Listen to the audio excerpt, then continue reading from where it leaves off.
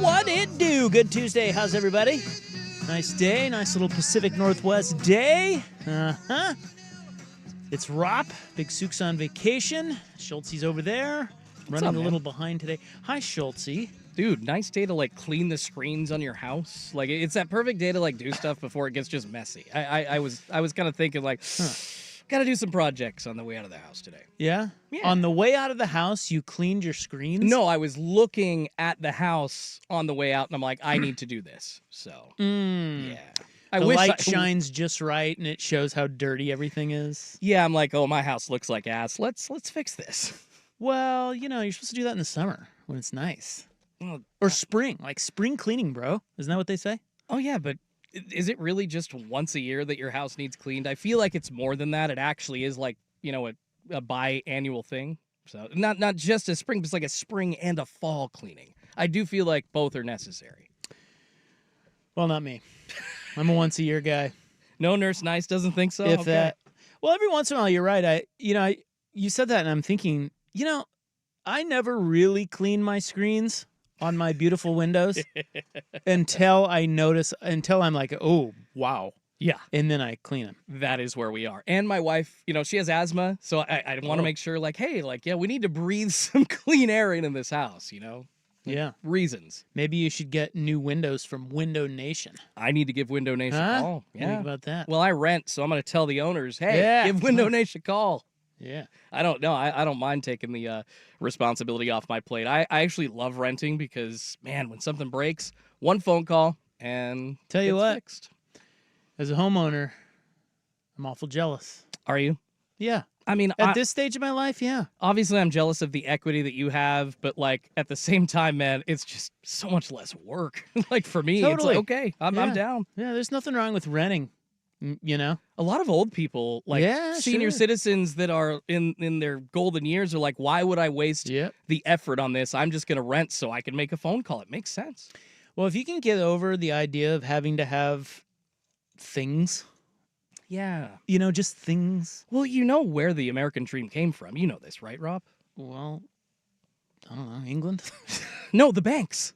No, it was sold by the banks in the 40s and 50s. They were like, well, we need a way to figure out how to get people to lend money. What is a beautiful, story to get people to come in? Oh, the white picket fence, the house, the family home. Let's give people a story that, just makes it just ingrained in our society that this is what they have to do, and that's kind of what happened. Well, it's a weird thing. I don't know. The olds, they love to just hoard things. They've got a bunch of stuff. Estate sales are awesome. Yeah, estate sales, antiques, things. Yeah. I think that maybe these generations after the boomers are kind of growing out of that. Yeah. If you can separate yourself from that, say, I don't really need all this stuff. Airbnb would be the way to go when you get old. No kidding. Let somebody else furnish it. You live in it. Yeah. You call somebody if something breaks. Talk about a simple life, easy life. Right. It's not even your stuff. Hell, people living on cruise ships nowadays. Yeah, that's a thing. You talk about getting rid of your Same stuff. idea. Yeah. Same idea. If you can just untether from possessions.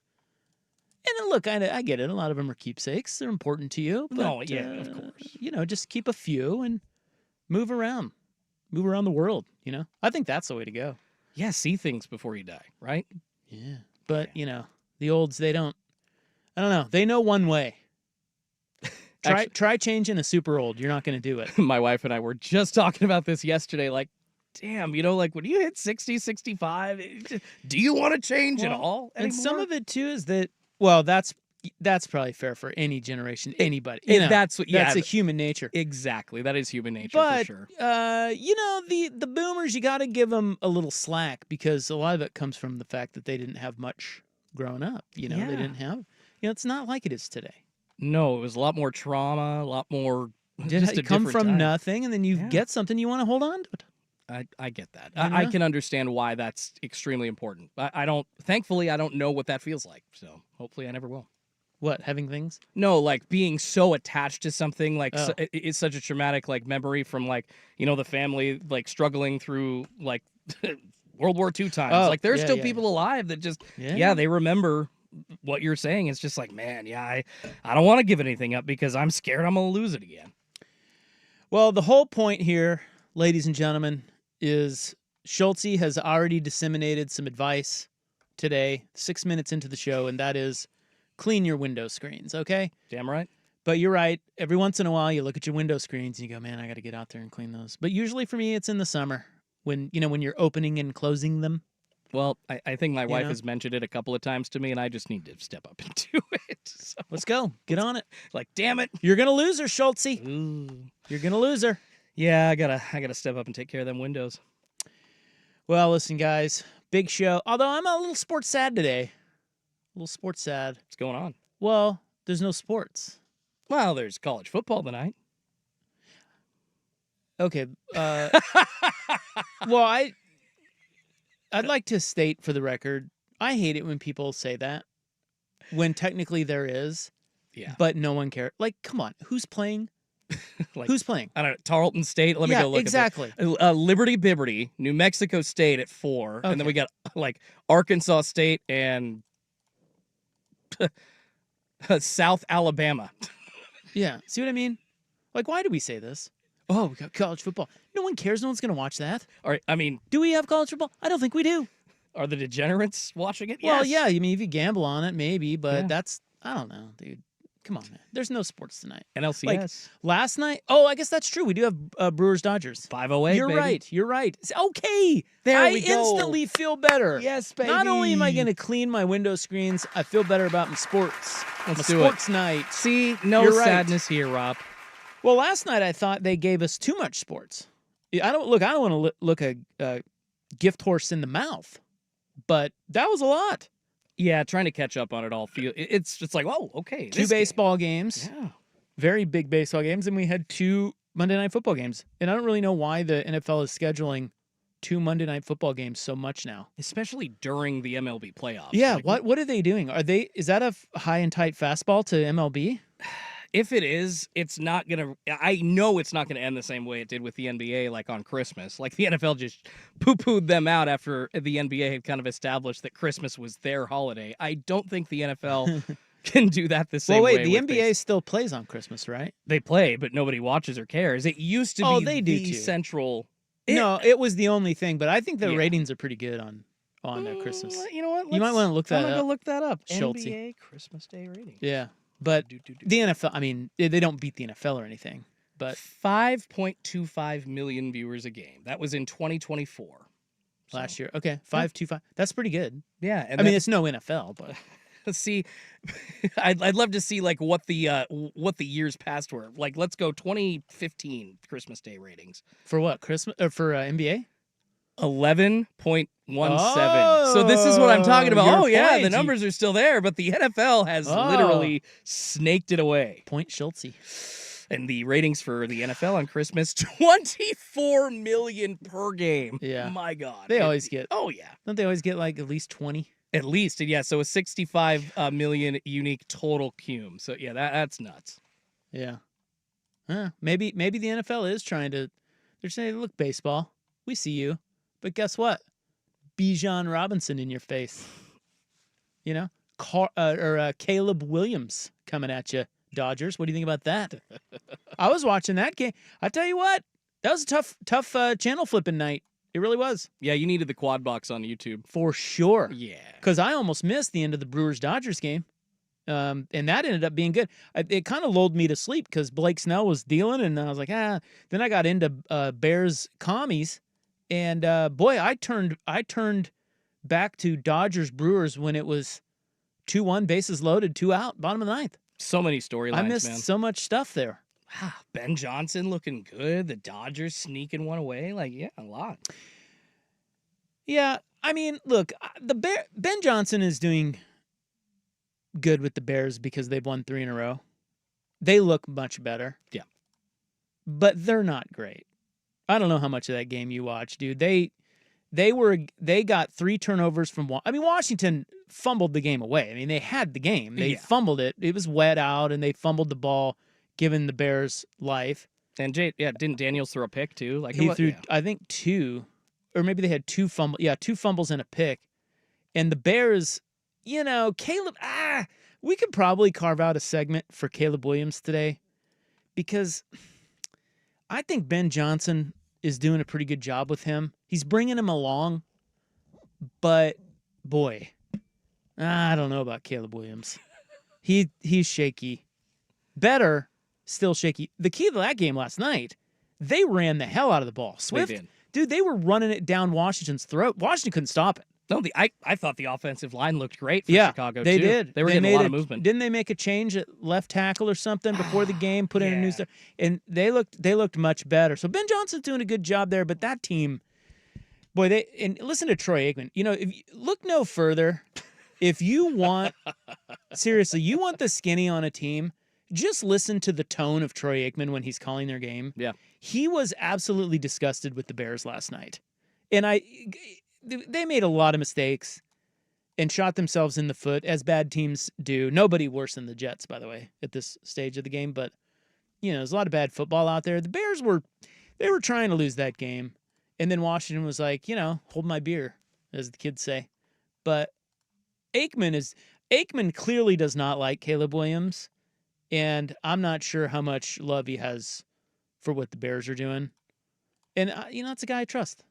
Troy Aikman. Just listen. I'm serious. Do you know do you ever listen to Aikman and his just kind of his tone? You can hear it. You can hear it. You can hear disdain. It's kind of when someone does not play the position the way he thinks it should be played. It's like Brian Wheeler, rest in peace, when the Blazers were losing. You can hear when Troy Aikman Sad Wheeler. Yeah. Exactly. It's like, they're down by 10 if you tune in literally within 10 seconds.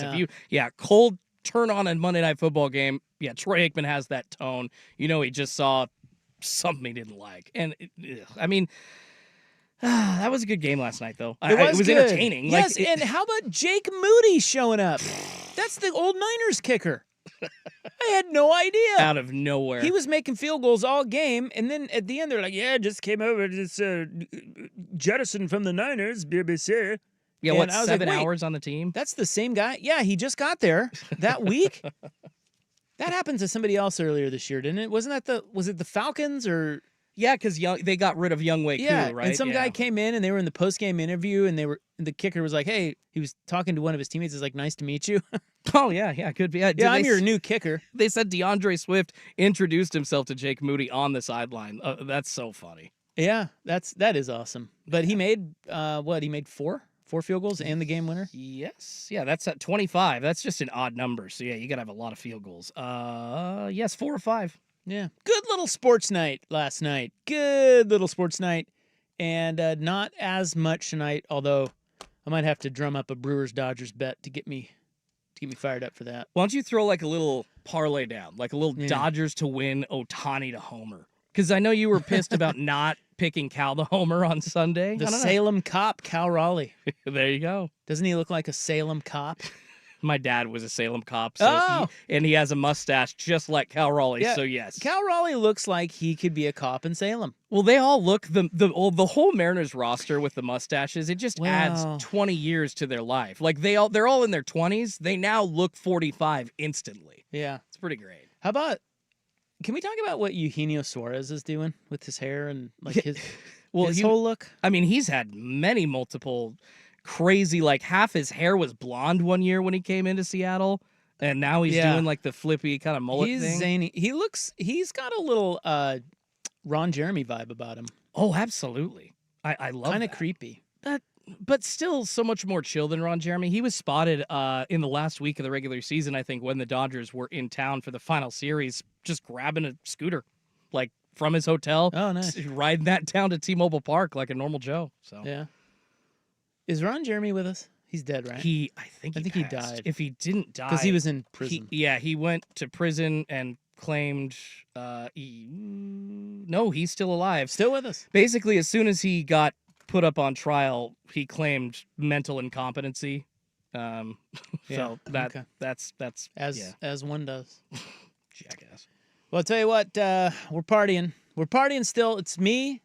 Rob, it's Schultze over there. Big Sook's out. He's in Portugal. Why would you go to Portugal this week? He's missing all the good stuff. He is going to miss the Mariners clinching their first trip to the World Series. Can you believe that? I hope so. I hope it happens while he's gone. So it'd be Friday, right? Game 5 is Friday. Oh, well, no, it could be Thursday. Thursday at the latest. Could And that, be. yeah, we can talk about like what they need to do, but yeah, it could be Friday, Well, could be wait a Thursday. minute. Shane Bieber is now starting for Toronto? I think I brought his name up yesterday. Yeah. I mean, Yeah, Savage, because they didn't don't have they just traded for him, right? Like they did. Like he's not. Bieber's not. he was a Cleveland mid-season acquisition because Scherzer was injured all year. So they've just been trying to like throw guys, at their mash unit of a starting pitching staff. They have no pitchers besides Gossman. Gossman was it. I mean, Is there anybody that I'm missing? Who do they have that I'm? You're not missing anybody. I am stunned at how bad Toronto looks. Man, people were so high on them coming into this playoffs. I know, and now they did kick the crap out of the Yankees, but Bieber. Yeah, Chris Bassett started during the regular season at 31 starts, just under 4 ERA. Where's Barrios? Is he still with them? No, he left, right? Yeah. Where is Jose Barrios? Oh my God. Actually? Well, anyway, no, it's No, he's injured. See, that's He's the thing hurt. is all their best players, like Jimmy Garcia, one of the best relievers in baseball, he's out. injured. Bo Bichette, he's out. He's out. So there are good pieces, but the best ones are out right now. Well, Mariners about to go to the World Series, boys and girls. Oh, I hope so. And that's exciting. All right, so we got a lot to talk about today. Boy, we're going to commemorate that magical Friday night in Seattle here in our first hour at some point. But let's start with what lies ahead for Oregon football. Coming up next on The Fan. The Fan.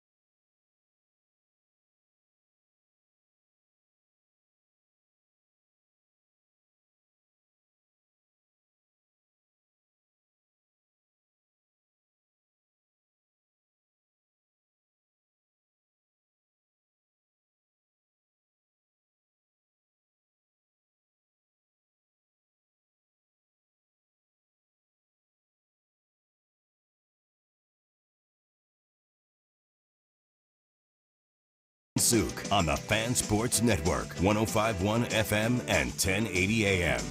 Our college football Scataboo is coming up, where we will attempt to pinpoint the new James Franklin.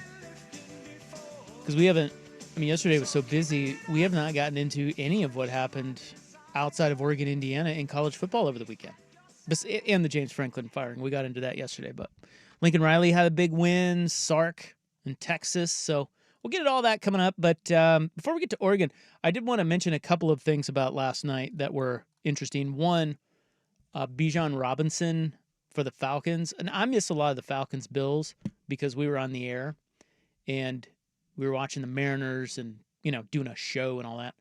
So I kind of missed Atlanta-Buffalo. I caught a lot more of Chicago-Washington, but I saw that Bijan Robinson went wild, and it all that made me think was, what the hell was Arthur Smith doing with Bijan Robinson when he was there? And I go back to Joey Harrington just this last weekend, or last Friday, when he was on, he was saying, dirty little secret, the best coaches aren't in the NFL.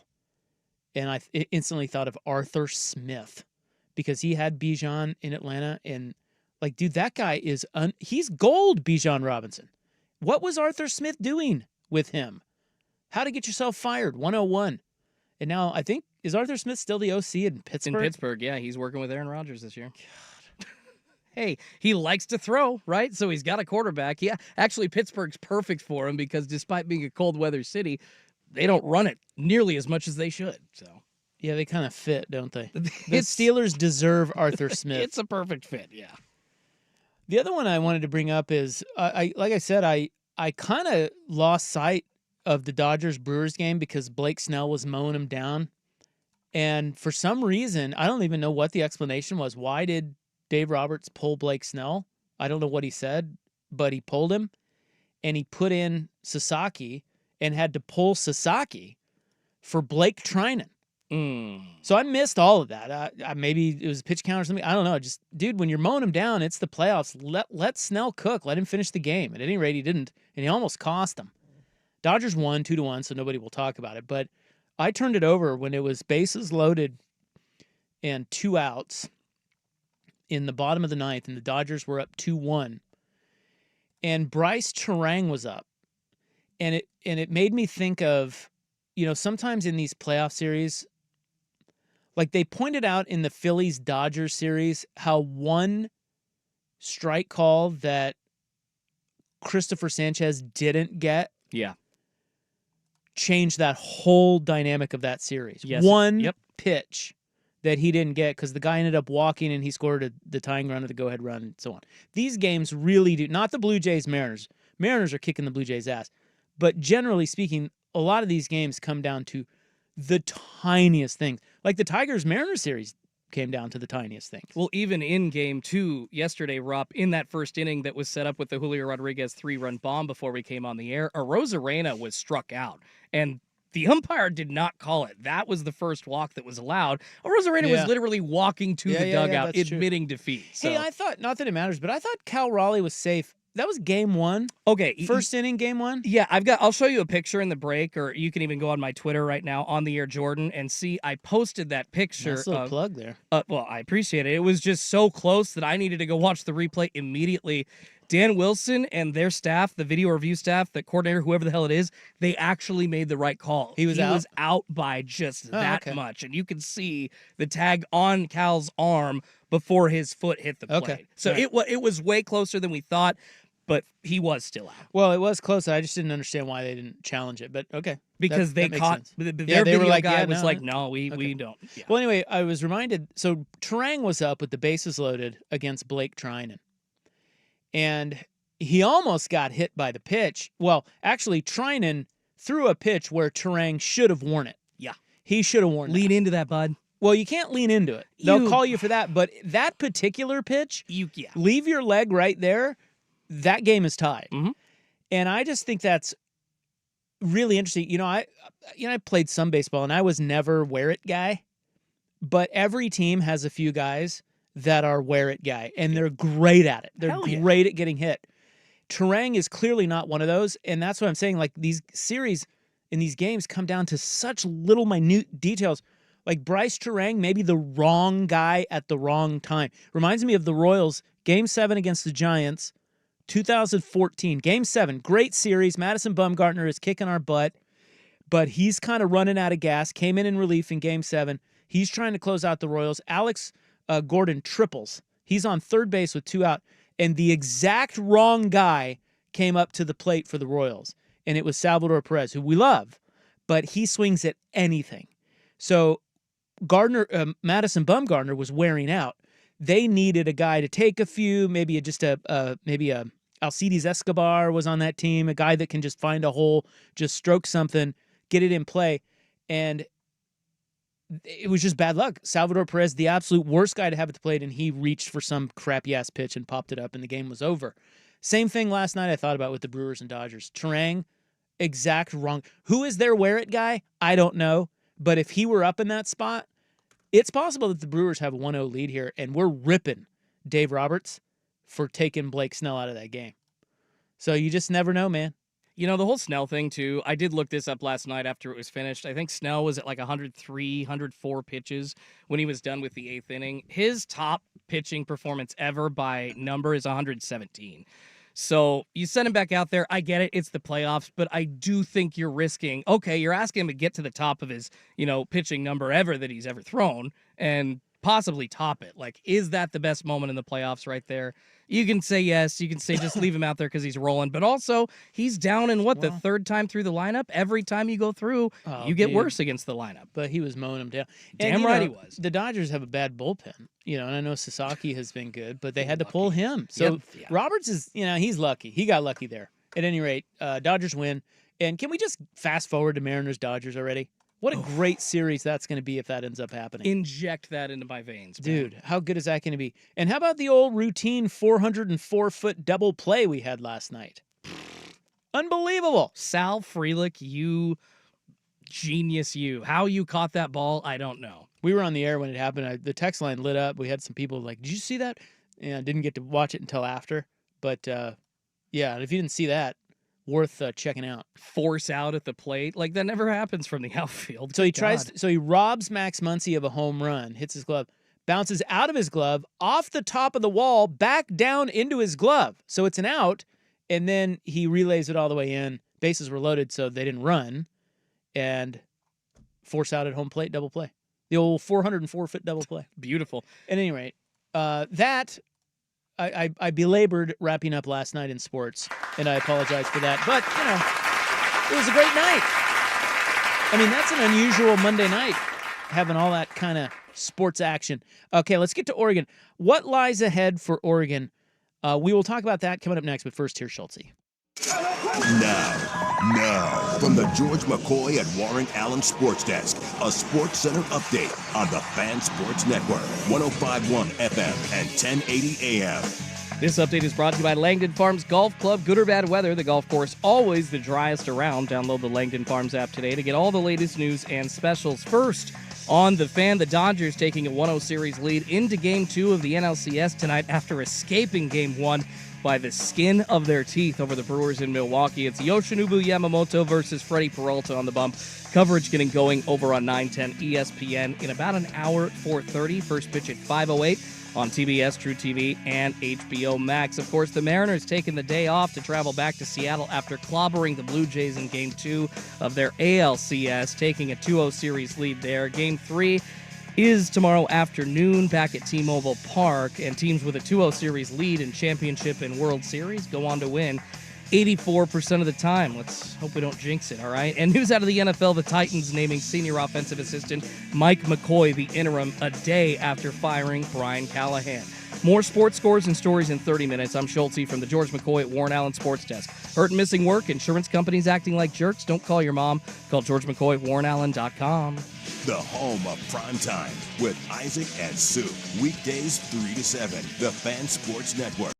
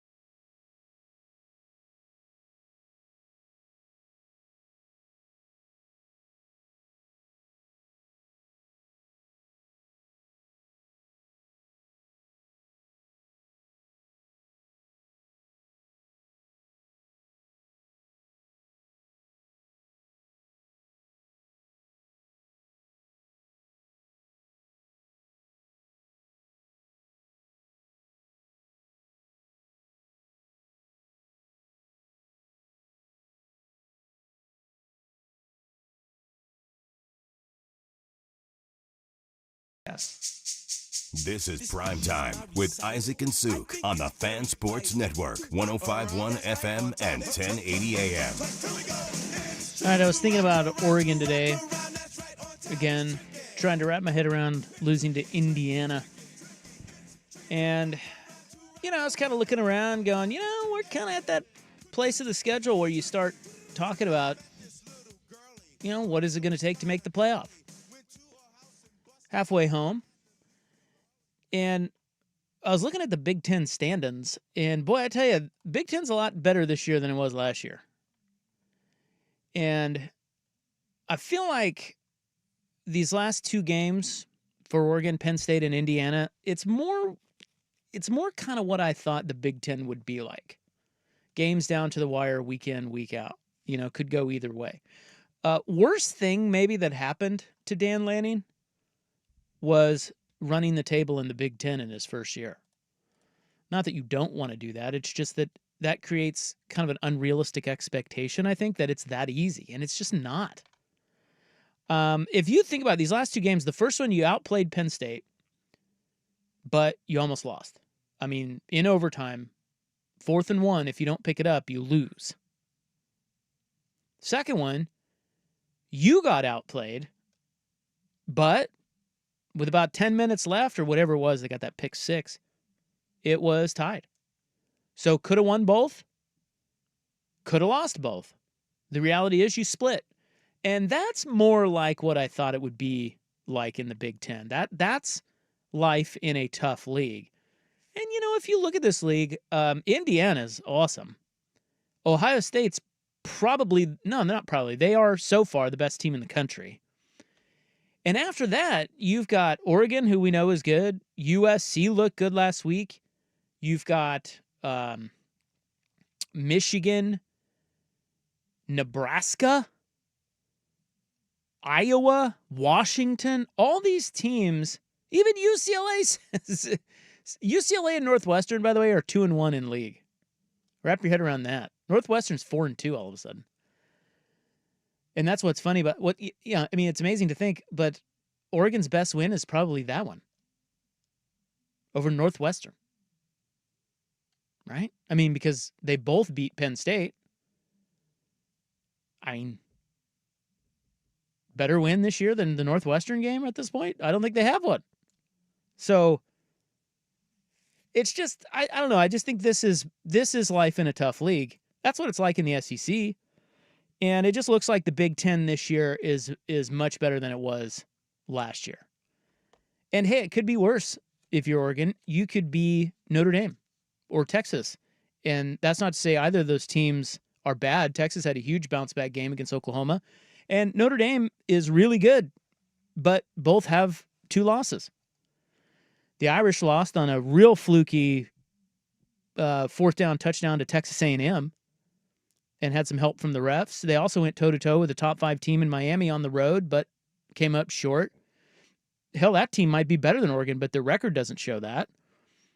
And one of the reasons you have a leg up right now, if you're Oregon, over the Notre Dames and Texases for the playoff, is you didn't schedule anyone in the non-conference.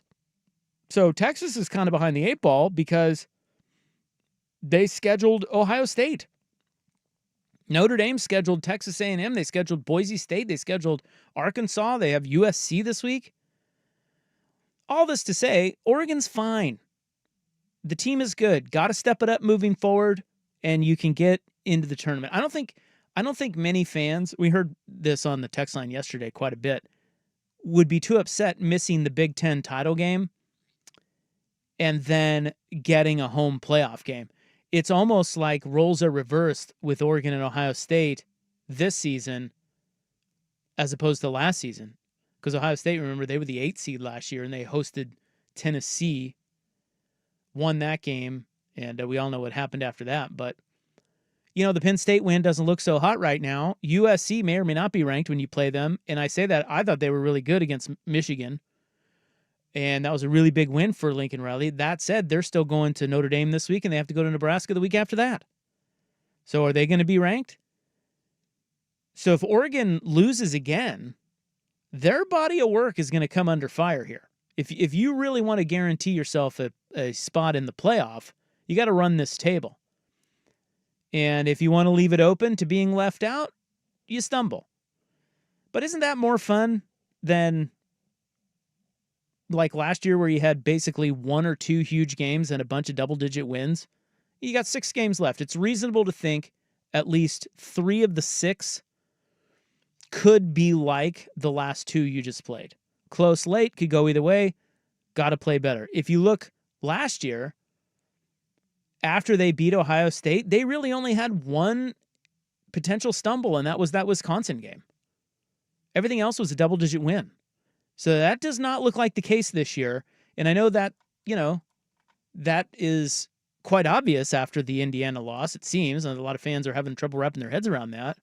But that's life in the Big Ten, man. It's a good league. Good league this year. So enjoy the ride. Oregon, I do think they need to run the table. I think their schedule is going to come into it's going to draw some ire. And that's what I hate about the one thing college football has got to clean up is the imbalanced scheduling. And it sucks when you when you just don't play the better teams. Or if you only have one crack at a better team like Indiana and you lose, that's all we have to go on. That sucks. Shouldn't be that way. This is why I'm kind of rooting for Notre Dame, man. Like it's a tough schedule. So this is going to be a fun race. And I think what we've learned is it's just not always going to be like last year where the Big Ten, you were just the class of the Big Ten, except for Ohio State, even though you beat Ohio State, and it was just easy. It's not this year. And that's the fun part. All right, let's get to the magical Friday night that was in Seattle. We didn't have time to talk about it much yesterday, but that was a kind of a where were you when game on Friday. So let's discuss that coming up next on 105.1 The Fan. The Trailblazer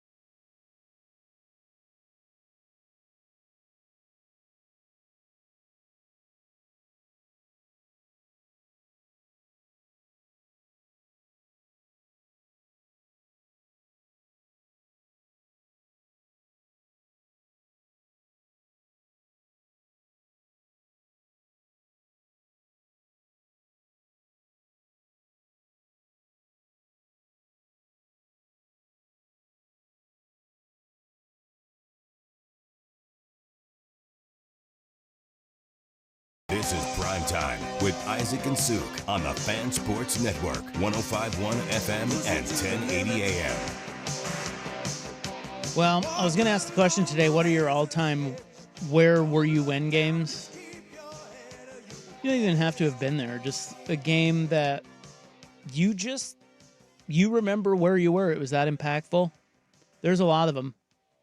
Different for everybody, but I'm imagining that Friday night in Seattle was one of those nights. Magical night.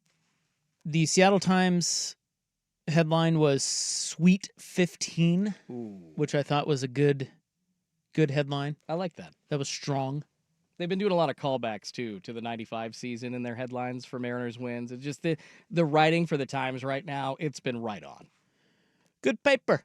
Good. Good little paper. Got a lot of people saying good paper. Saying it's a good paper. Liberal rag.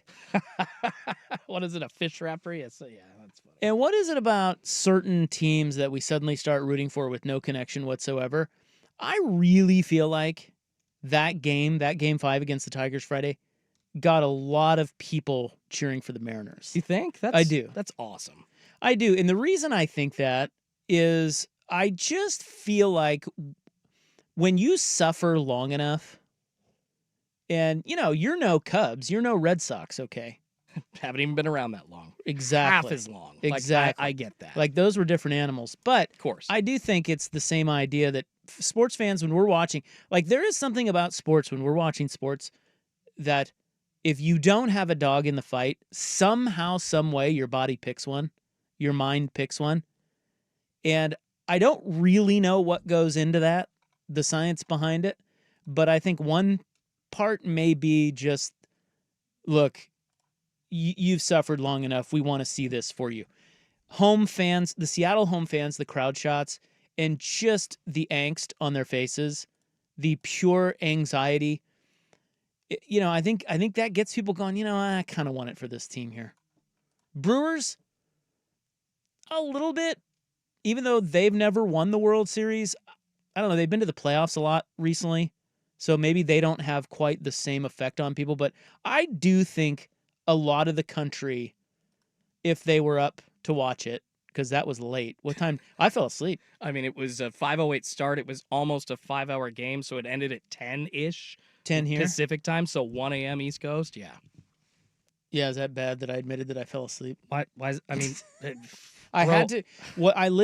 I fell asleep, and I woke up to the Jorge Polanco interview.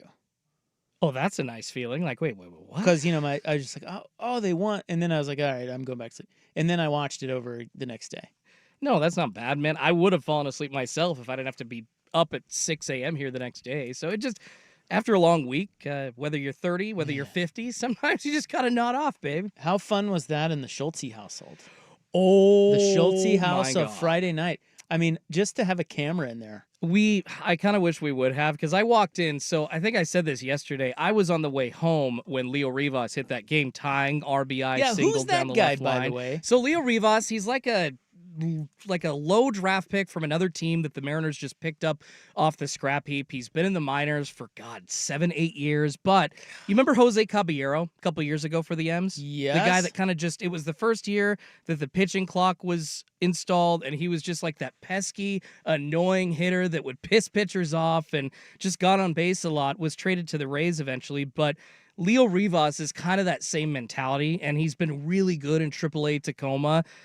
He actually has power. He actually hits. So, yeah, he just looks like this little, whatever out there like Omar Vizquel, but the dude can get on base. And so Leo Rivas on his birthday came up. So, yeah, driving home during that moment and then walking in, like I think around the bottom of the 8th. And my wife and I were just, for the next 6 innings, 2+ hours, screaming, cheering. I, had my hands on her shoulders. She had my head just resting there. It's like, oh my God, I can't Now, was it a handle this. floor game for you? Did you get on the floor? Hands and knees game? Yes, I got on the floor at least twice. I was on my hands and knees countless times on top of that. Rob, I was making deals with the baseball gods on Friday night. I was like, if Bizzardo strikes this guy guy out in the 14th.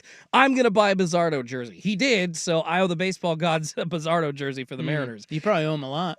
In the 13th, I said that I would buy my wife a Taylor Swift album if they were able to manage to win. They didn't, so I got out of that deal. But yeah, I made some buy deals an with the album. gods. Did people buy album? What do you mean, like vinyl? Something like that. I was going to spend money on Taylor Swift because her lucky number is 13, right? So I was like, yeah, let's whatever. I don't care. I was willing to do anything. So yeah, the household was crazy on Friday night.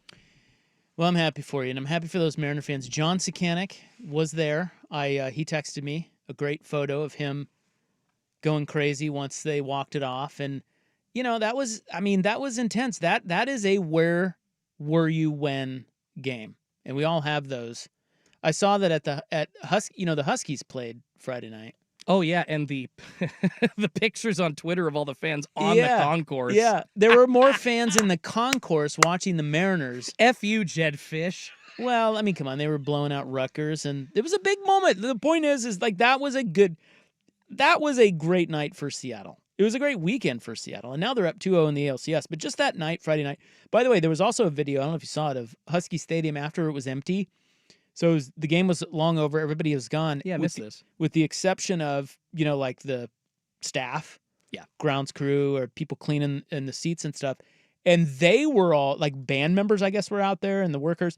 They were all watching the game on the big screen. I love that. And when they walked it off, with Polanco's walk-off, you could hear, there was really nobody in the stadium, but the wide view showed enough people it was pretty loud. They were all going crazy, jumping up and down. It was just cool. It was just one of those moments, man. Thought it was great. You already said it, Rob, that this particular team, the Mariners, the fans that have been just aching for it for so long in this particular city, like almost getting there in the 90s and then 2001 and then essentially having to wait another 25 years. Like there is no more starving fan base in North America, I would say, than the Seattle Mariners baseball Is that fans. true?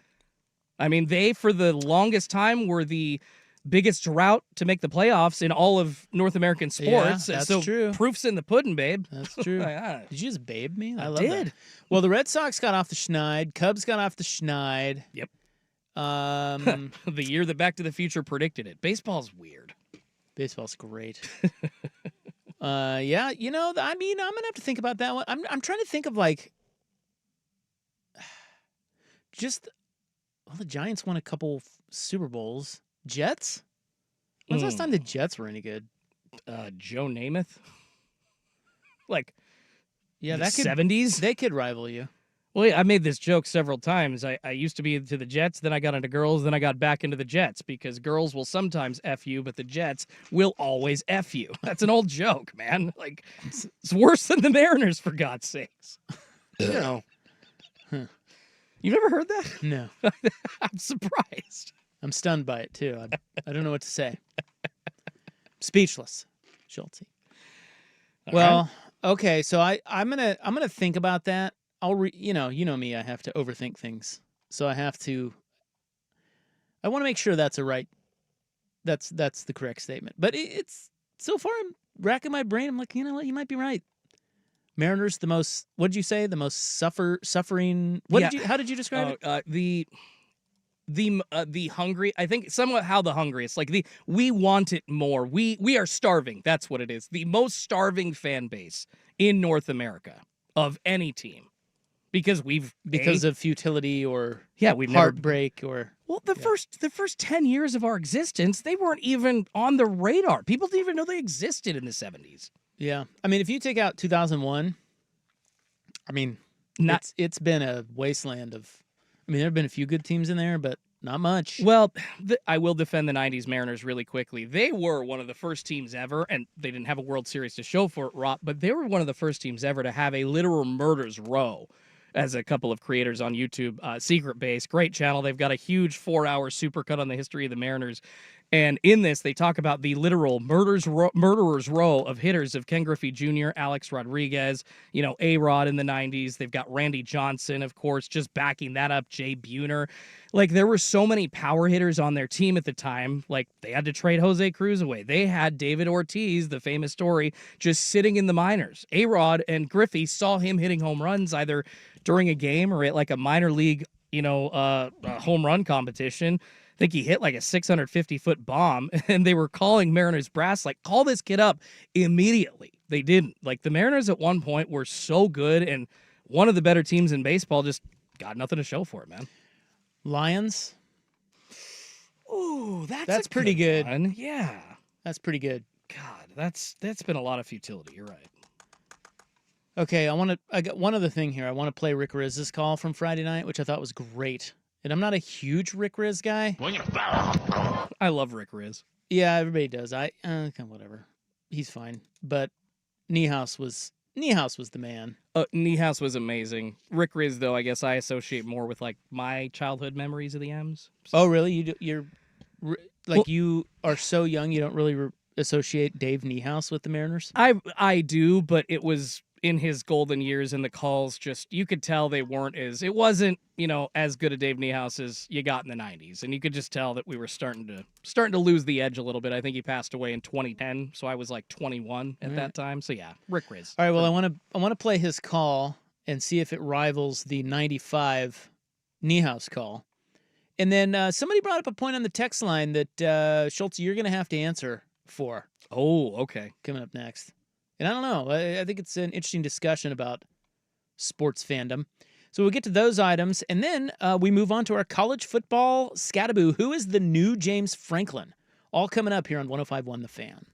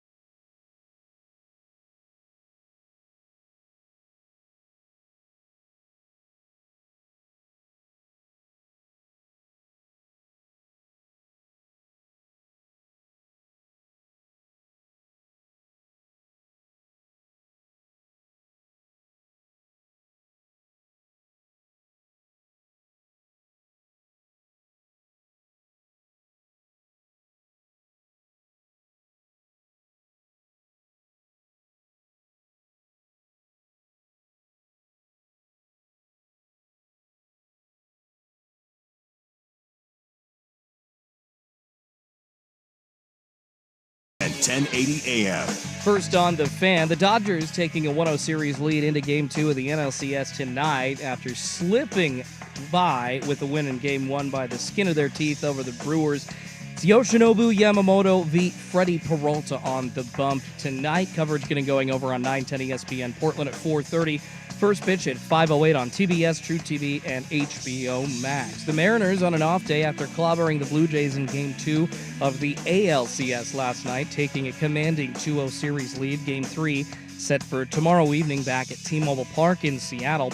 News out of the NFL, the Titans naming senior offensive assistant Mike McCoy interim head coach a day after firing Brian Callahan. McCoy was previously the head coach of the Chargers from 2013 through 2016. Elsewhere, the Ravens releasing quarterback C.J. Gardner-Johnson just a week after signing him to their practice squad.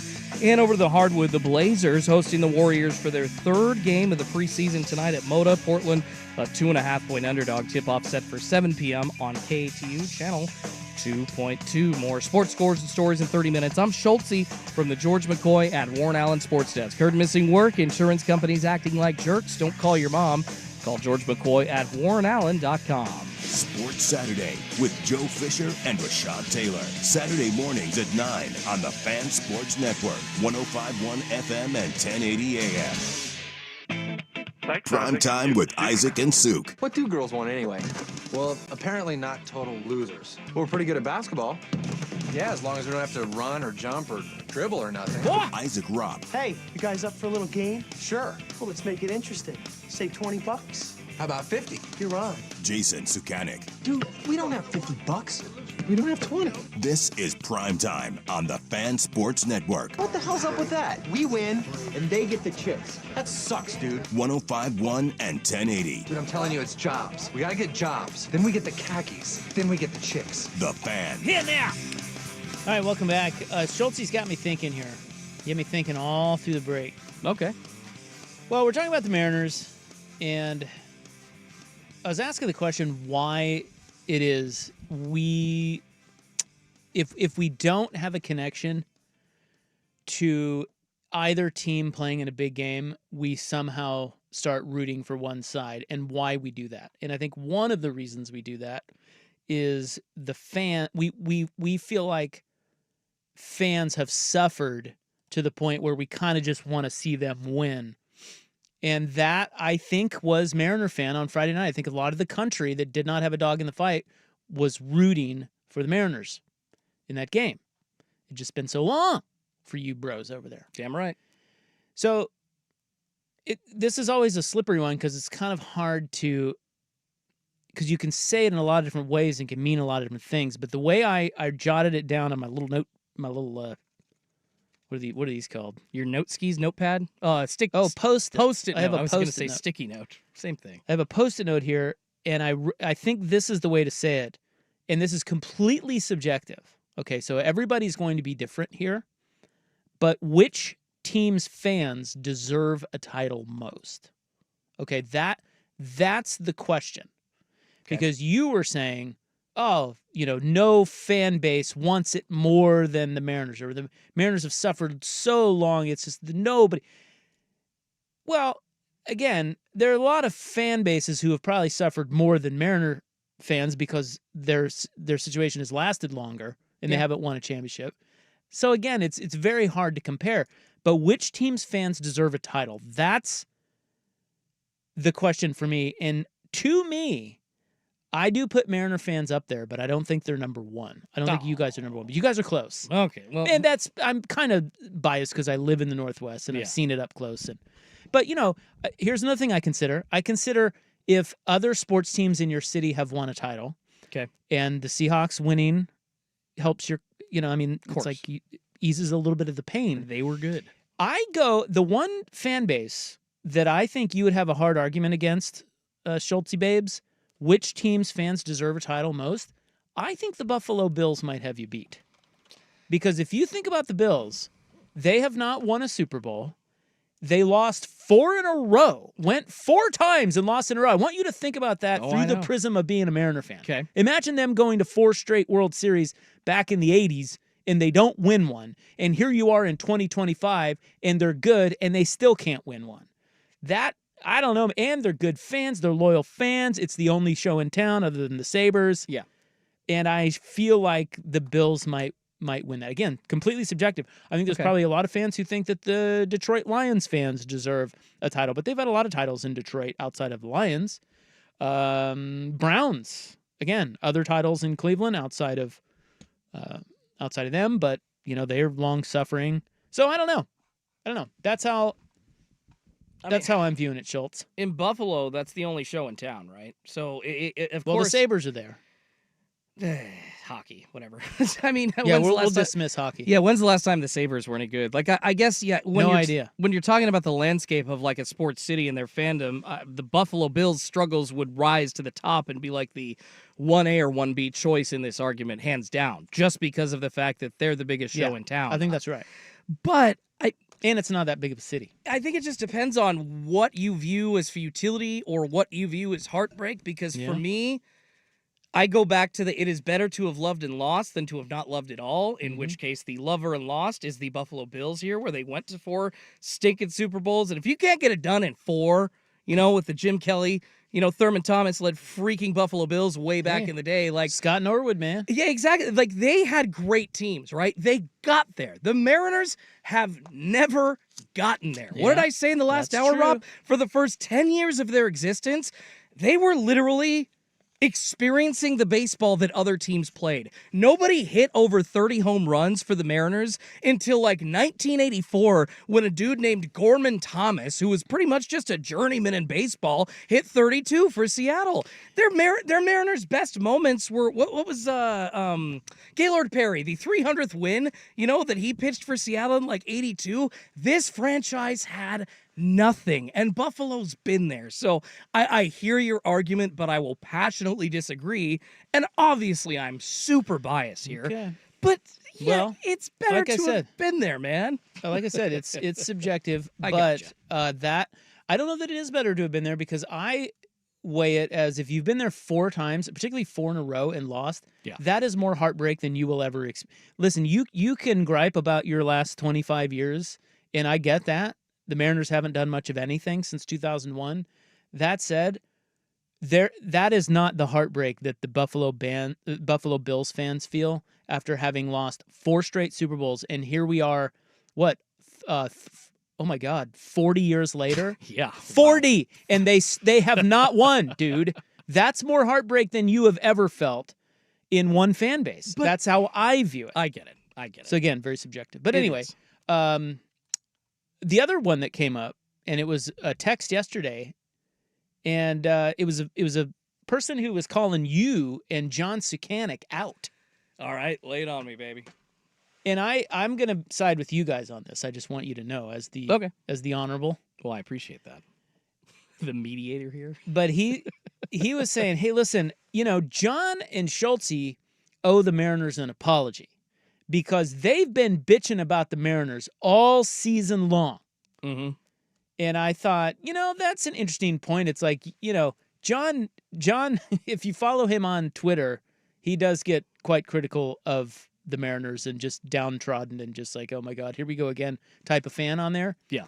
And he gets, and the Dipoto, you've smashed Dipoto hard. Well, now's your chance. I'll eat crow. I said in the celebration when they won the DS on Friday night and they were about to shoot the champagne and beer off, I saw Dipoto walking around, and I'm like, man, I turned to my wife and I said, God, you know what? Credit to Jerry Dipoto. I've given him a lot of crap this year. A lot of Mariners fans have piled on him, made fun of GM Justin Hollander as well, but every single switch they pulled this year, Rob, ended up being the right one. And I don't know else. Well, but I guess the question is like, can a fan be a fan and get frustrated and get pissed and bitch when things aren't like? It kind of bothers me, and I see this all the time being a sports talk host, is that people think because you're critical that you hate that team. That's weird.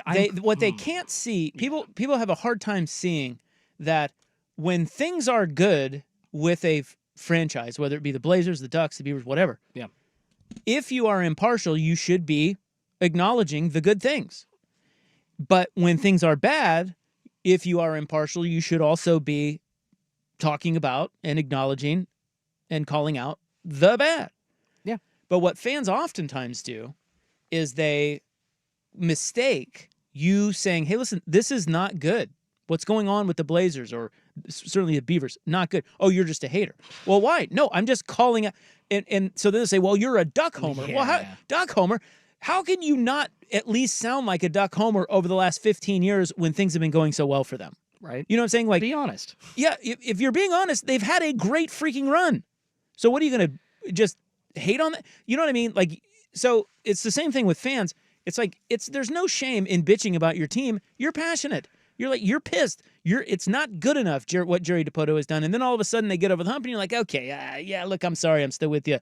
You've done a good job. Acknowledge that. And I mean, it's okay to have both. Yeah, you know what I'm saying? I think that comment, that texter, might be at least representative of not all PNW sports fans, but some Pacific Northwest sports fans that are just like, hey, only positivity, right? Like, I bitch about my team because I want them to be so good. I watch sports from the lens. Now sports are the greatest reality show of all time, right? There's eons of different storylines. As you saw, baseball's amazing. It's wacky. We can see a crazy catch like that and the first ever double play out of the outfield, into a force at home. It's insane. But there's just... like I said, as the honorable... the judge presiding over this, I side with you. I appreciate and that. I even said that most judges don't do that. Like, they come out and say who they're siding with before the case is even heard. I mean, it sounds like local Blazers fan that's like, man, you can't bitch. Oh, you bitch can on never. them too Right. long. Yeah. It's right. like, guys, I can't always just sit back and be like, well, the grass is always greener. It isn't. Sometimes changes need to be made. Sometimes the fans are wrong about those changes. Sometimes they're right. Yeah, but fans are going to be passionate, and that's okay. And sometimes they're going to be negative because they have a right to be negative because what is happening is not acceptable to them. And have I not been celebrating my Seattle Mariners, the last 2 weeks? Like, so are you kidding me? Let's do this, Schultz. Let's throw that comment out. Let's forget that one. That guy loses. Bad comment. You don't owe the Mariners an apology. You're a good fan. And neither does John Sikanik, who's maybe one of their best fans. Well, could I just, the amount of money that I spend on apparel and gear and the amount that my parents have dropped over the years and my wife, like, I don't owe them D. They have gotten support from me. Well, there's so much. There's also this, too, with fandom. Your own team can drive you insane. Isn't that the point? It's like your kids. Yeah. It's like you love them, but my God, are they annoying. Yeah. And that's true of fandom. So it's okay to be honest about that. Now, last thing about the Mariners, and then we're going to move on. I wanted to play Rick Rizz's Friday night walk-off call. Hell yes. And because I thought it was really good. I'm not a huge Rick Rizz guy, but I love a good baseball call. I think there's an art to it. And if I'm being honest, I think the art is just less is more. Simple. Call the action. Lay out. And here's what it sounded like when that historic Friday night where the Mariners walked it off in the DS. It has come down to this. It has come down to one pitch. And if Canely misses, it would be a walk-off walk in this classic duel. Here we go, the stretch. Canely has got to throw a strike. The 3-2 pitch on the way. Swung on, line drive, base hit right field. Jorge Polanco with a walk-off single, and the Mariners are going to play for the American League Championship. The Mariners win the battle in Seattle in 15 innings. The Mariners win it 3-2. The Mariners will be on their way to Toronto to take on the Blue Jays. What an epic game. 15 innings. Jorge Polanco is getting mobbed out in left field. Yeah, it's pretty good, man. I liked it. Makes me emotional. Yeah, I bet it does. And that's what I mean. That's what I love about that night. It was like that was something you'll always remember. Well, and as somebody that has listened to that 95 call of Dave Niehaus, like calling the double that Edgar hit Cora and Junior in that he said, like, the Mariners are going to the American League Championship. If you heard Rick Rizz imitated that cadence, it was obviously a shout out to Dave Niehaus. Exactly. They're going to the champ. I was just like, that is. Didn't he say, I don't believe what I just saw during that Niehaus clip? Niehaus did not. He didn't say that? He said, no, I don't believe. No, they would love a base hit down the left field line. It swung on and down left field. Yeah, no, it was not. I don't believe what I just saw. It was that, like, the crowd at T-Mobile, or at the Kingdom is going crazy. So, well, it was a good call. It was a great night. I was happy for you. I was happy for Mariner fans. And now look, they're up 2-0 in the ALCS on the crappy ass Blue Jays, and maybe headed to the World Series against the Dodgers. I would. I want to see the Dodgers. You want to see the Dodgers. Either one. It doesn't Both are matter. good. Yeah, But the Dodgers, Mariners, all West Coast World Series, by the way. that'd be fun. But then everybody in New York would be like, I don't care. Who God, cares? I hate New York fans sometimes. All the time. Who cares what New York fan thinks? West Coast, best coast. Hell yeah, bitch. All right, we'll get back to that later. College football scataboo coming up next on 105.1 The Fan.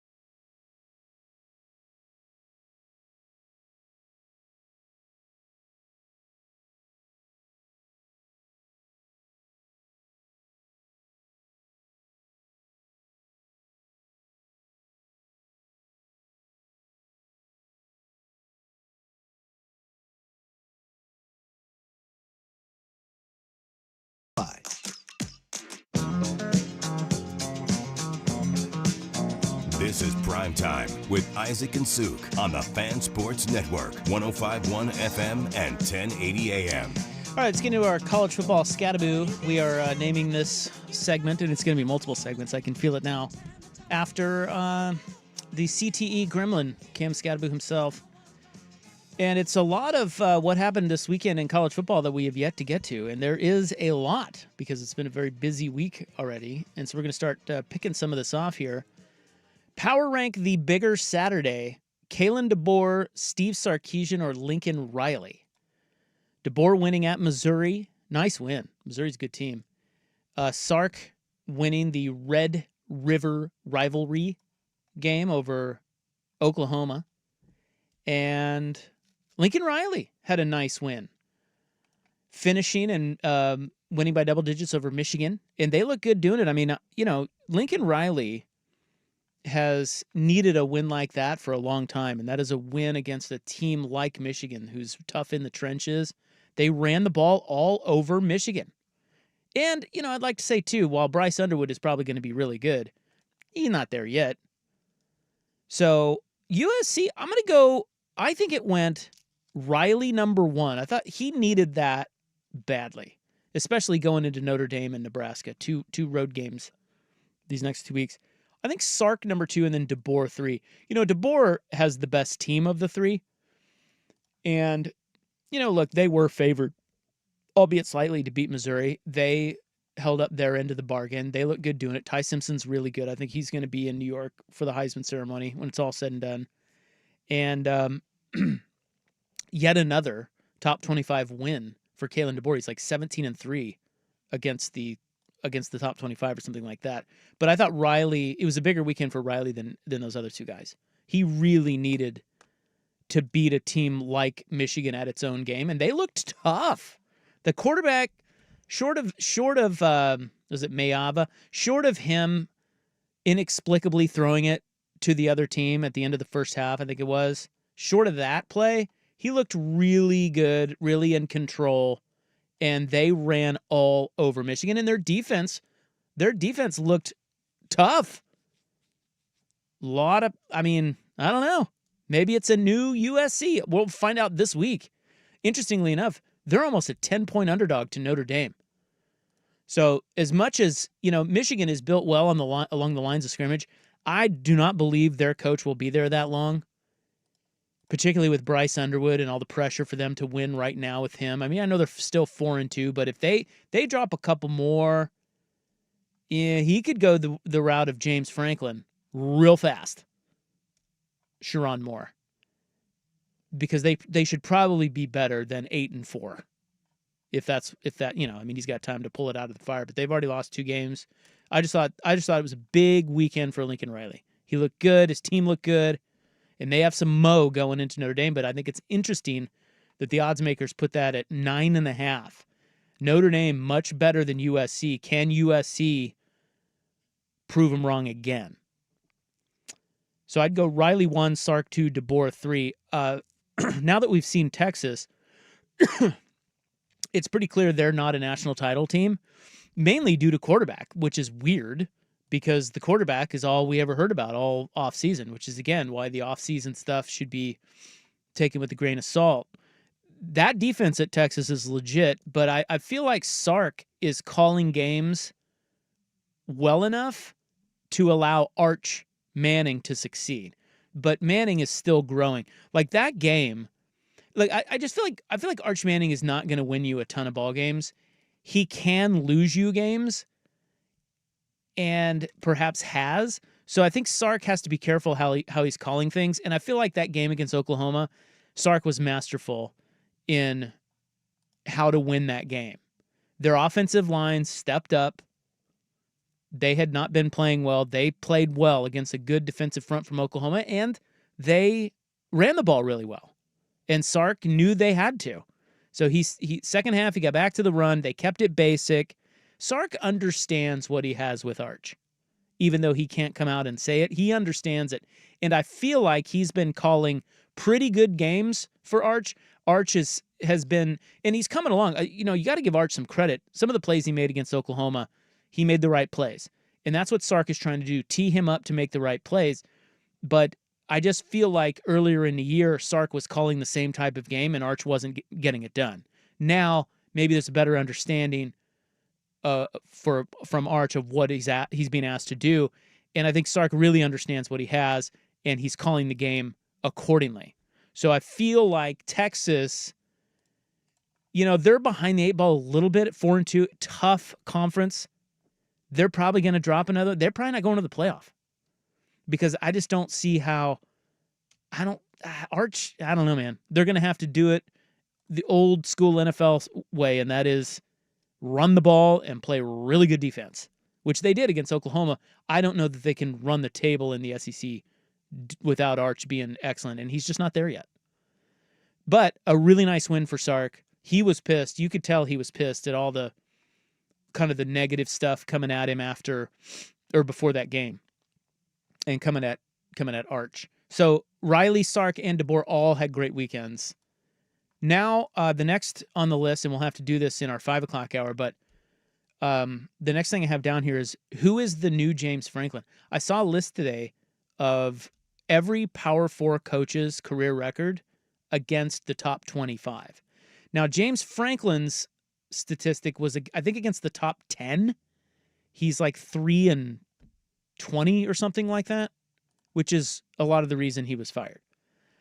So this isn't exactly the same metric, but it is interesting to see who's been really good and who really hasn't. And some of these may surprise you. So we'll get to that coming up at 5 or in the 5 o'clock hour. But up next, it's time for In the News. Are we over the ICE updates? I mean, we had another arrest last night. Apparently it was like some dude or maybe it was a woman. I'm not sure. That was playing like a flute or something got arrested. I don't know. I'm kind of over the ICE. Illegal flautist. What the hell? Yeah, they were playing jazz. There was a jazz band down. I'm not kidding. So Ron Burgundy's playing the jazz flute, and they're like, "Get the hell out of here." Well, they said that whoever it was assaulted a federal officer. Well, and that very well could be true. I don't know. I don't know, dude. I'm kind of over it. I'm over it. To be honest. It is starting to. It's like why South Park said they wouldn't do like such political jokes anymore because the world was becoming a parody of itself. That's what we're witnessing here. Oh, no question. Yeah. They set up a whole jazz band down there. They were bebopping and just doing bits. Why do I love that so much? It's great. They are trolling so hard down there. It's great. It really is. But, you can't assault an officer if Don't that's what go happened. into the ICE building. Hey, they're hating you. I also have In-N-Out Burger news. In-N-Out Burger news. Let's get to some other stuff. Let's do it. Here locally. We'll avoid all the ICE stuff for today. We'll get to that coming up next here on In the News. But first, here's Schultze. Now, from the George McCoy at Warren Allen Sports Desk, a Sports Center update on the Fan Sports Network, 105.1 FM and 1080 AM. First on the Fan, the Dodgers taking a 1-0 series lead into Game 2 of the NLCS last night, getting a Game 1 win by the skin of their teeth in Milwaukee over the Brewers. Pitching matchup is Yoshinobu Yamamoto v. Freddie Peralta tonight. Coverage getting going over on 910 ESPN right now. First pitch at 5:08 on TBS True TV and HBO Max. The Mariners on an off day after clobbering the Blue Jays in Game 2 of the ALCS last night, taking a 2-0 series lead there. Game 3 set for tomorrow evening back at T-Mobile Park in Seattle. News out of the NFL, the Titans naming senior offensive assistant Mike McCoy interim head coach a day after firing Brian Callahan. McCoy, previously the coach of the Chargers from 2013 until 2016. And on the hardwood, the Blazers hosting the Warriors for their third game of the preseason tonight at Moda Center. Portland a 2.5-point underdog. Tip-off set for 7 p.m. on KATU Channel 2.2. More sports scores and stories in 30 minutes. I'm Schultze from the George McCoy at Warren Allen Sports Desk. Heard missing work? Insurance companies acting like jerks? Don't call your mom. Call George McCoy at warrenallen.com. The home of the firm of Harris and Meringue. Weekdays 10 to 1. The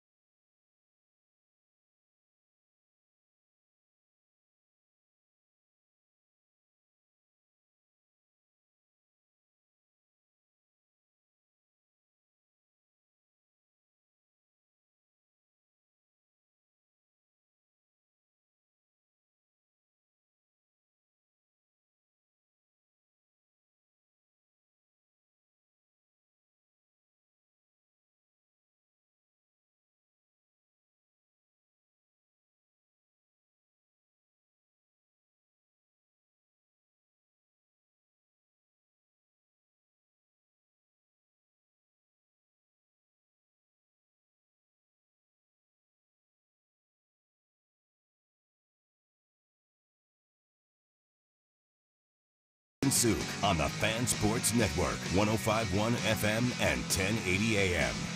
All right, cruising along here on a Tuesday. Thank you for being with us. Another beautiful day out there. Zook's in Portugal. Schulte and I are here. A little jelly. I'm sure it's beautiful out there. Yeah, my kids went to a wedding there, or my kid and his soon-to-be wife. They're getting married in January. Oh, congrats. Yeah, thanks. I've already got him on speed dial with 1-800-DIVORCE and the guys at Colin and the gang over there, Rick. Yeah, I've made the introduction. It's good. No, they're great. Yeah, so they went to a wedding in Portugal last month, and yeah, pretty jealous too because Portugal's one country I've not been there, and it's on my list. I think it's on everyone's list. Has to be. Yeah, it's kind of been the hot travel country for Americans for many years now. I've always kind of wondered what the next one is that you don't really see coming. You know, I wish I had the foresight or the knowledge to know that. Yeah. But I'm too dumb. I don't know what it is. You know, it was Portugal for a long time. And then you have the old standbys in Europe, Italy, Spain. Of course. They're all great. Switzerland's Yeah. good one, yeah. But then I think Greece became the thing. Very oddly, because Greece ain't... I've heard Have it's you not been to that Greece? Great. No, but I've had a couple Oh. of friends go, and it's like mixed reviews. Oh, I've Like- heard it's wonderful. Really? Okay. Yeah, so what's next? You know what I'm saying, bro? What's Ukraine, next? baby. I have no idea. War jokes, huh? Not trying to make war jokes, just trying to be like, hey, we have no money, we need tourism, come here. That's really what I was I ain't going there. You won't. All right. It is, what is today? October 14, 2025. It's time for In the News. I am your noted newsman. Hello, thank you. Please be seated. And all rise. Thank you. Are you kidding me?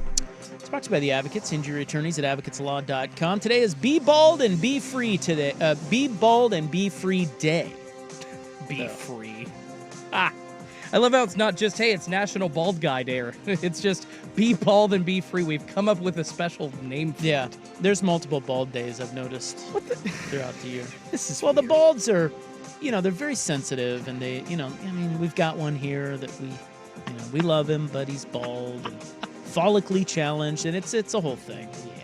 The balds, don't take your luscious head of hair for granted, Schulte. I will try not to. If there's one thing I've learned from Zook, it's that I should not take this head of hair, albeit turning gray, white. I should not take it for granted. Looks great. Not Salt and everybody pepper, has. baby. Well, yeah, I'm just glad I have hair. I would have taken it for granted had I not done a show with that guy for 20 years, staring at that old shiny bald dome. Yeah, he's always been bald this entire time. Yeah, he really has, yeah. It's also National Dessert Day. Favorite dessert? Go. Cheesecake. Yeah, me too. Hey, there we go. Buck was a cheesecake guy too. Really? That's now. Are you just straight cheesecake? Like, if they start adding too many flavors, I start to kind of get out on Yeah. that. Like, just regular cheesecake Yep. with like a little whipped cream or a little cherry drizzle. Well, I gotta Oh. tell you, I am out on whipped cream. No, I no do whipped not cream. like whipped cream on anything. Oh, okay. I'm out. But, Love whipped cream. Yeah, a good piece of cheesecake. Let's go. Maybe a nice fruit, like raspberry drizzle or something. See, yeah, exactly. Cherry. Oh yeah, no, I think raspberry tops cherry for me. But man, whipped cream, little fruit action. That's good for so many different things. Come on, Rob. Yeah, somebody mentioning Croatia, the next hot country. I've heard that too. A lot of people going to Croatia. A lot of people. A lot of people saying, don't they have beaches there? Yeah, And anywhere yeah. with a beach in Yeah. Europe, that It's like would Greece, only like Yeah. from what I gathered, cheaper and maybe a little less crowded or something. I don't know. A lot of people saying. People saying. a lot of people. Well, just in time for Blazer season, the Broadway Bridge will close for 6 months. Yeah, is that part of that I-5 quote-unquote expansion through the Rose Quarter? No, Oh, okay. not at all. Oh, good. This would be on the other side. Well, that sucks.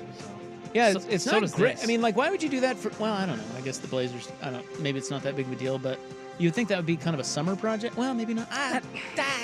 When is a good time to fix a bridge? They are saying that the closure began yesterday. It is expected to run through April 11th, 2026, which means January 7th, 2042. Yeah. Expect delays, folks. The bridge will be closed to all vehicle traffic while crews replace the deck on the movable lift spans. The streetcar will not be able to cross, so the A and B loop routes will be temporarily modified.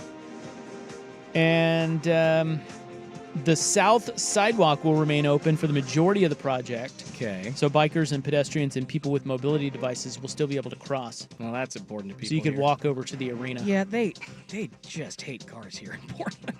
Yeah, we're gonna make it easy for you to walk across, but driving, screw you. They do hate cars here, but pretty sometimes you gotta. I mean, you got a lot of bridges. You gotta pay to.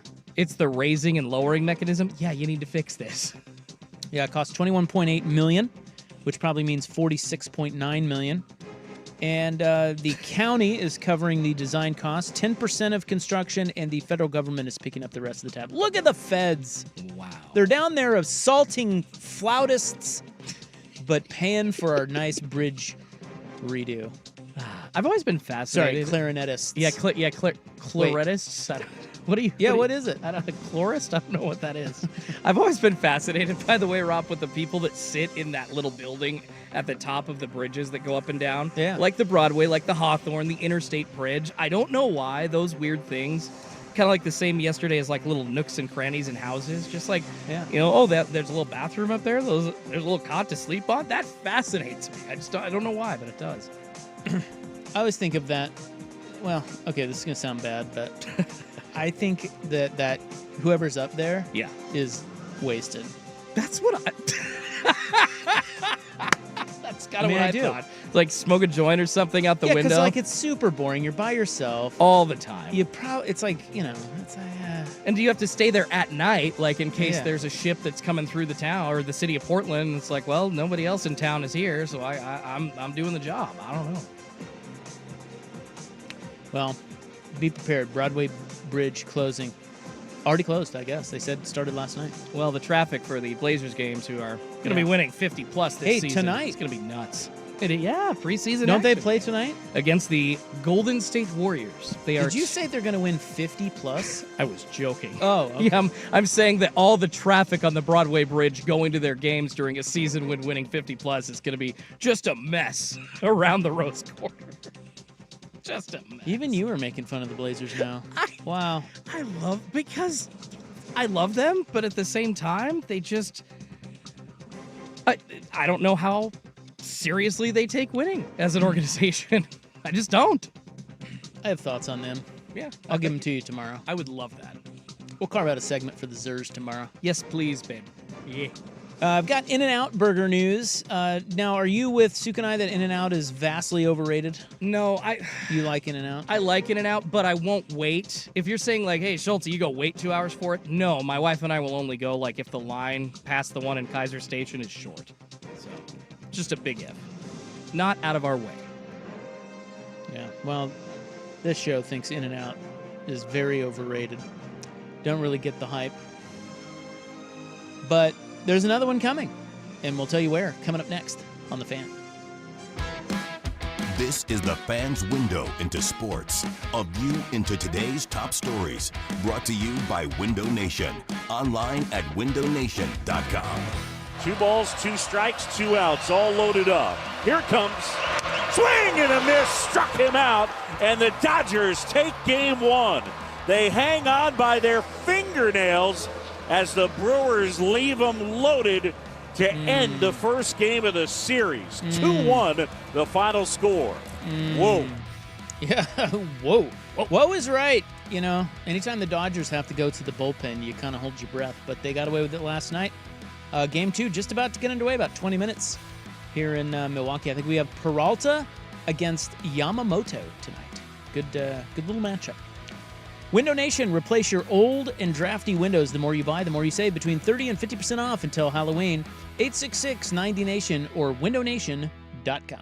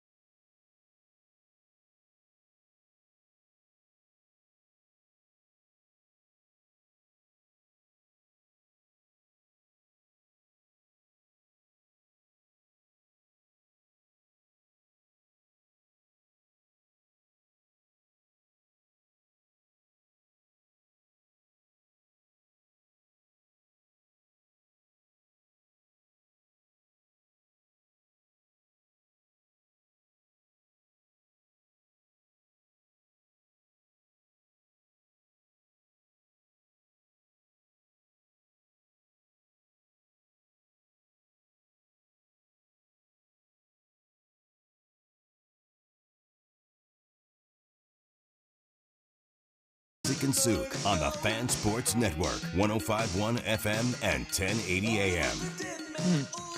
Fun fact, you talk about the guys in the towers on the bridges Yeah. in Portland. Sleeping up there, making them go up and down. Well, there's a guy texted in and said those guys work for the county and they're already on shift. So when a ship is approaching, they get called in. They park on the bridge, climb up there and lift it, and then climb down once they're through. Wow, that's actually really cool. I did not know that. Yeah, because I always look up there. Well, I don't always, but, Yeah. a lot of times you don't see anybody up there. No, but you look at the building anyways, yeah. Yeah. So that's, a little fun fact. Pretty Little cool. in the news fun fact. I appreciate that. ITNFF. All right, it is in the news, October 14, 2025. Thank you. Noted newsman here. As I mentioned, In-N-Out Burger is expanding in Portland. Ooh, where to now? The company has filed permits or plans in Gresham. Okay. All right. Get on the east side. That makes sense. We've Yeah. heard Tualatin. We've now seen one opened down in Kaiser Station, up in Ridgefield. So this is between, it's on Sandy. Oh, okay.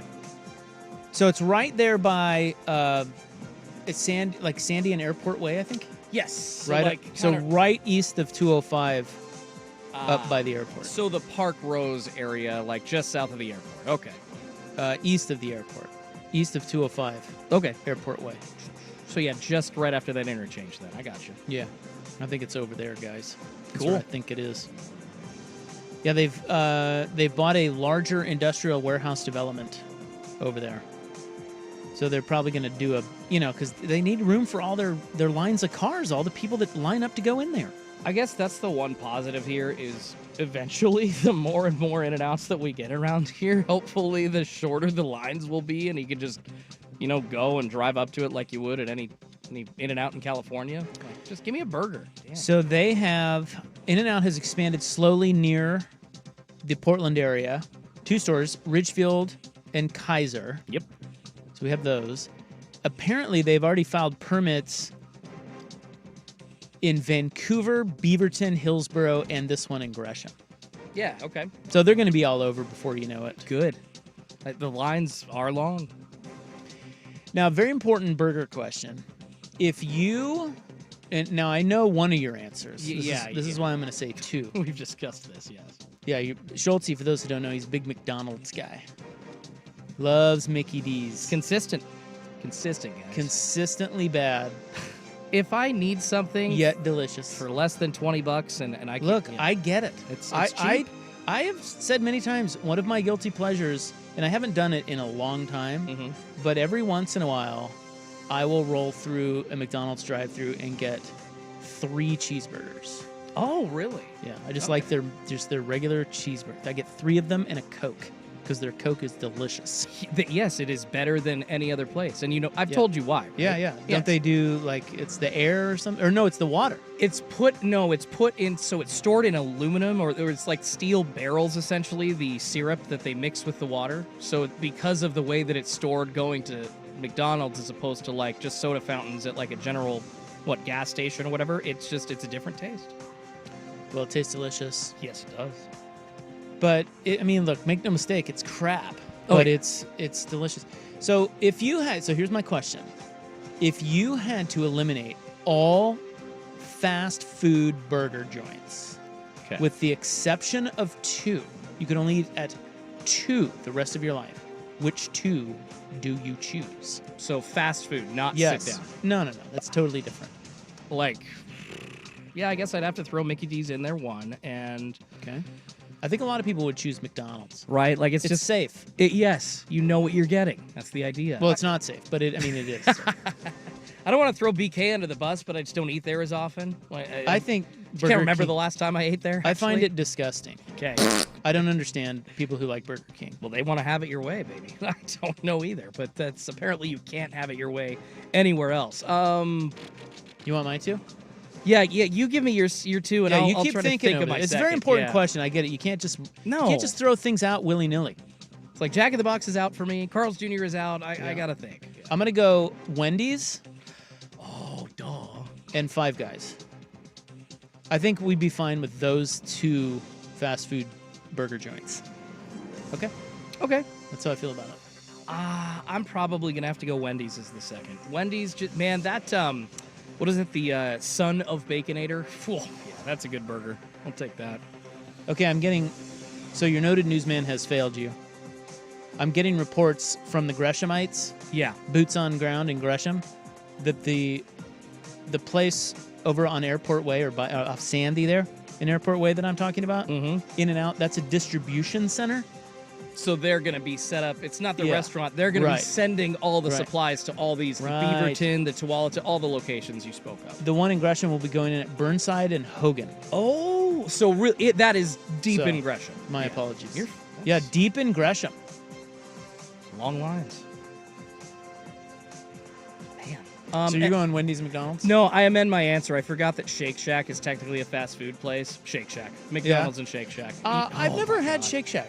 I would highly recommend it, Rob. They Yeah? got just regular Alright. burgers. They serve like a grilled cheese if you want something simple. Good cheese fries. They've got Why good- would I go to Shake Shack and get a grilled cheese? because it's amazing. You get a burger, and then if you want something it? extra, you get a little grilled cheese. It's freaking But good. I don't know. Grilled cheese is so simple. Why would, Because why would- their buns and their cheese taste good together. I don't know. Love those buns, baby. All right, there's hot burger talk for you guys. Somebody said, is Five Guys really fast food? No drive-through? Yeah. Yeah, I mean, it's fast. I mean, you go in, you order it, and you leave, right? I would say that's fast food, yeah. Like that, it's the same as a McDonald's, just without a drive-through. Yeah, right. Just because, Yeah. yeah. Eh. Yes, according to AI, Five Guys is a fast food restaurant. It is fast casual, though, because it's a little more elevated. So like a Shake Shack is also a fast casual place. Is it? It's not a. It doesn't have a drive-through or anything. Right. So Okay. Well, I'm glad we covered that, guys. nailed it. We're better for it. And that is in the news, October 14, 2025. It's brought to you by the Advocates Injury Attorneys at advocateslaw.com. Let's return to our college football scataboo. Who is the new James Franklin? Next on The Fan.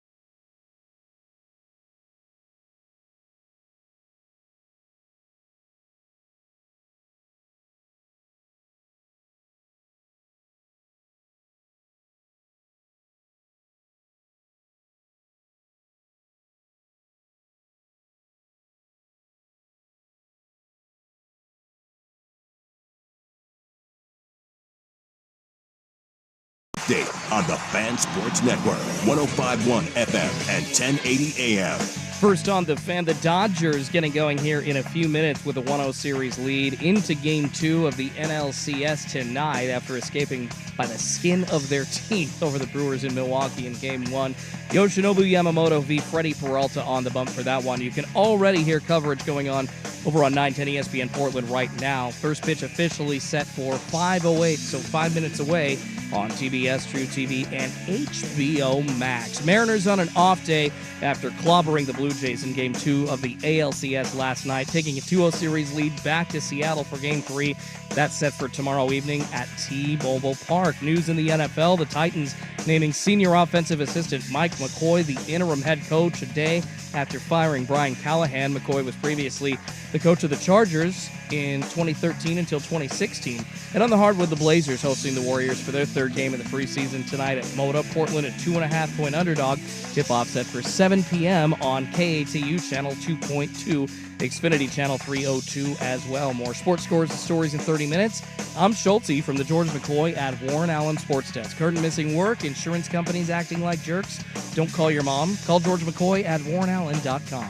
The Fan is live on YouTube and Twitch. And now Window Nation brings you on-demand videos. Watch Window Nation's Window into the Fan. Okay, everyone, shut up and look at me. Primetime with Isaac and Suk. The less I know about other people's affairs, the happier I am. I'm not interested in caring about people. Isaac Robb. I once worked with a guy for 3 years and never learned his name. Best friend I ever had. We still never talk sometimes. Jason Sukanik. I also think it's pointless for a human to paint scenes of nature when they could just go outside and stand in it. Primetime on the Fan Sports Network, 105.1 and 1080. Please do not misinterpret the fact that I am talking right now as genuine interest. End of speech. The Fan. All right. Welcome back. Hope you're having a nice little Tuesday. It's a nice day out there. Isaac here. Big Souk not over there. But Schulte is. We've got him. We've got Mariner guy for the whole week. Happy to be here, baby. Game 3 tomorrow. Mariners already up 2-0 on the Jays. It's nice to be on the air when there's not a game. I will say that. Right. I need breathing a little easier. I need a break, man. My adrenal glands are tired. You know what I've noticed before we get back to our college football scataboo here today? I think that there is a real lack of great color analysts in baseball. So, who is the Troy Aikman of Major League Baseball broadcasts? That's a great question, sir. Or Greg Olson, if you like Greg Olson. You know what I'm saying? Yeah. I've been watching a lot of playoff baseball, and boy, am I disappointed in a lot of the color analysts. I like John Smoltz. I feel like he doesn't give Joe Davis much. Is the best guy, because it used to be the big guy was McCarver. Yeah. And he passed. Morgan was big. Joe Morgan was big. Him and John Miller on Sunday Night Baseball. That was some of the best broadcasts when I was a kid that I can remember. Yeah. But who's like the main guy now? It's probably Smoltz, but I don't know. Yeah, Maybe Ron Darling. That's the thing about, we're kind of talking about the problem with Major League Baseball broadcasts is they don't really have a main home nationally. You've got Apple TV doing games. You've got ESPN doing games. You've got Roku doing games. And most of those, Rob, are just a gaggle of former players like Smoltzy, like Adam Wainwright, like Yonder Alonso. Well, who's with, so when they go to the World Series, it'll be on Fox, right? Yeah, and I don't think... who will Joe Buck do the games with? Is it Smoltz? It's probably going to be a combo of those guys. Let me see, World Series broadcast. Yeah, and maybe I'm missing somebody, but it just doesn't seem like, I don't know. I mean, it seems like a lack of... I've personally always liked Jessica Mendoza for ESPN. I've always thought that she was one of the better voices as far as color analysts go for baseball. Let's see here. Yeah, somebody texted said McCarver and Morgan had tons of detractors. I know they did. Yeah, I couldn't stand Tim McCarver. I thought, but he was the main guy. I just thought he was. I don't know. He would oversimplify things, and Joe Morgan was just. I think a lot of people thought he was overly critical. And yeah, John Smoltz will be the color analyst with Joe Davis. Yeah, maybe Troy Aikman can do it. Oh, wait, with Joe Davis. Is not Joe Buck? No. And actually, that makes sense because remember when Buck went to ESPN to do Monday that's Night right. Football, he Yeah, had to give up baseball on Yes, Fox, so you're we right. lost Buck in the World Series. Yeah, so they couldn't even get Troy Aikman to do it if they wanted. I want to hear Troy Aikman call baseball. No, Smoltz doesn't really ruffle my skirt, though. I mean, if that's No, kind of the he point that you're doesn't- making. No, it isn't the point I'm making. I just don't think he gives. I want more out of Schmaltz. No, that's what I'm saying. He doesn't ruffle my skirt enough. Oh, I thought want you more. meant like he doesn't bother you. He doesn't really bother me. He's just, I kind of want more out of him out there. I don't know. Ron Darling's pretty good, I guess. When But, you look back, the last 5 World Series have been Joe Davis and John Smoltz, and then before Buck left Fox, Buck and John Smoltz. And then back in the 20, I forgot how long John Smoltz has been on the call. He replaced McCarver, didn't he? It was Joe not Buck and Tim McCarver. Not immediately. First, it was Harold Reynolds and Tom Verducci that replaced McCarver. And then in 2016, Smoltz took over. So, Well, there's hot sports commentator talk for you guys out there. Let's see what I got in the club tonight. Let's take a look at the notes. Mark Sanchez X speaks. You know your old win. And, there's a new doc coming out about a guy who I now find unfunny. Oh, really? I would like to talk about people we now find unfunny, who we used to think were funny and are no longer funny. Kathy Griffin? Sorry. Oh, Kathy Griffin, is that for you? For me, yeah. Yeah, I used to think she was funny, too. Well, she was just kind of one of those, generic comedians She's that you pretty heard funny. from. Yeah, and I haven't heard her lately, but I think she got a little too political. That's the Is problem. that what it is? I think so. Well, that whole holding up the bloody mask kind of sent her off the deep end, at least in the realm of entertainment. Yeah. So, all right. Well, we're going to get to that coming up in the club tonight, 6 to 7. Back to the college football scataboo. Do we have to label a new James Franklin? I think we do. So I saw a list of coaches versus the top 25 in their career, and I found it very interesting. Now, Franklin, his stat was a little different. His stat was, I think, he was like 3-19 or 3-20 against the top 10, and maybe like 1-18 against the top 5 or something. It was really bad. And I am surprised that they fired James Franklin because of the big buyout. And it wasn't that long ago they were ranked, they were top 5 team, almost beat Oregon. But look, he's gone. And so now when I ask the question, who is the new James Franklin, who comes to mind? Because, for me, the name that popped into my head was Lincoln Riley. But then I looked at Lincoln Riley. I'm like, no, it's not Lincoln Riley. He's done pretty well against ranked teams. I mean, he I think we're forgetting how good he was at Oklahoma, and he's struggled to get his feet under him at USC, but they seem to be turning it around. He is 4-11, Lincoln Riley, against ranked teams at USC. So that's not very good, but that's not James Franklin territory. no. So I have some numbers for you. Lay 'em on. This was CBS Sports, and they ranked each coach against the top 25 in their career, no matter where they coached, by winning percentage. And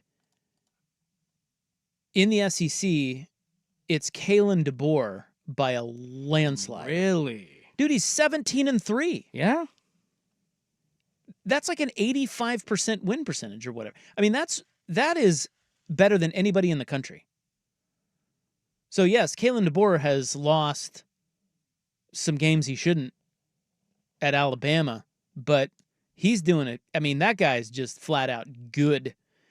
And you could argue, now I know they already lost to Florida State, and by the way, can we now call the Florida State win over Alabama a fluke?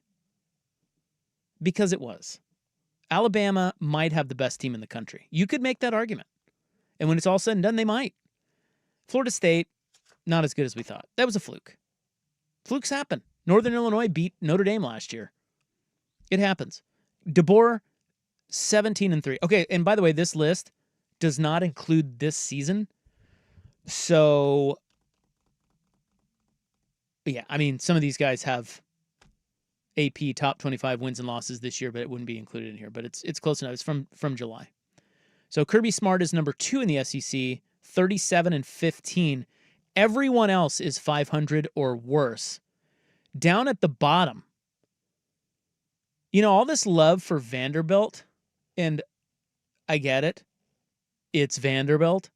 Clark Lee is 2-15 against ranked teams at Vanderbilt, or I mean, in his career as a coach. 2-15.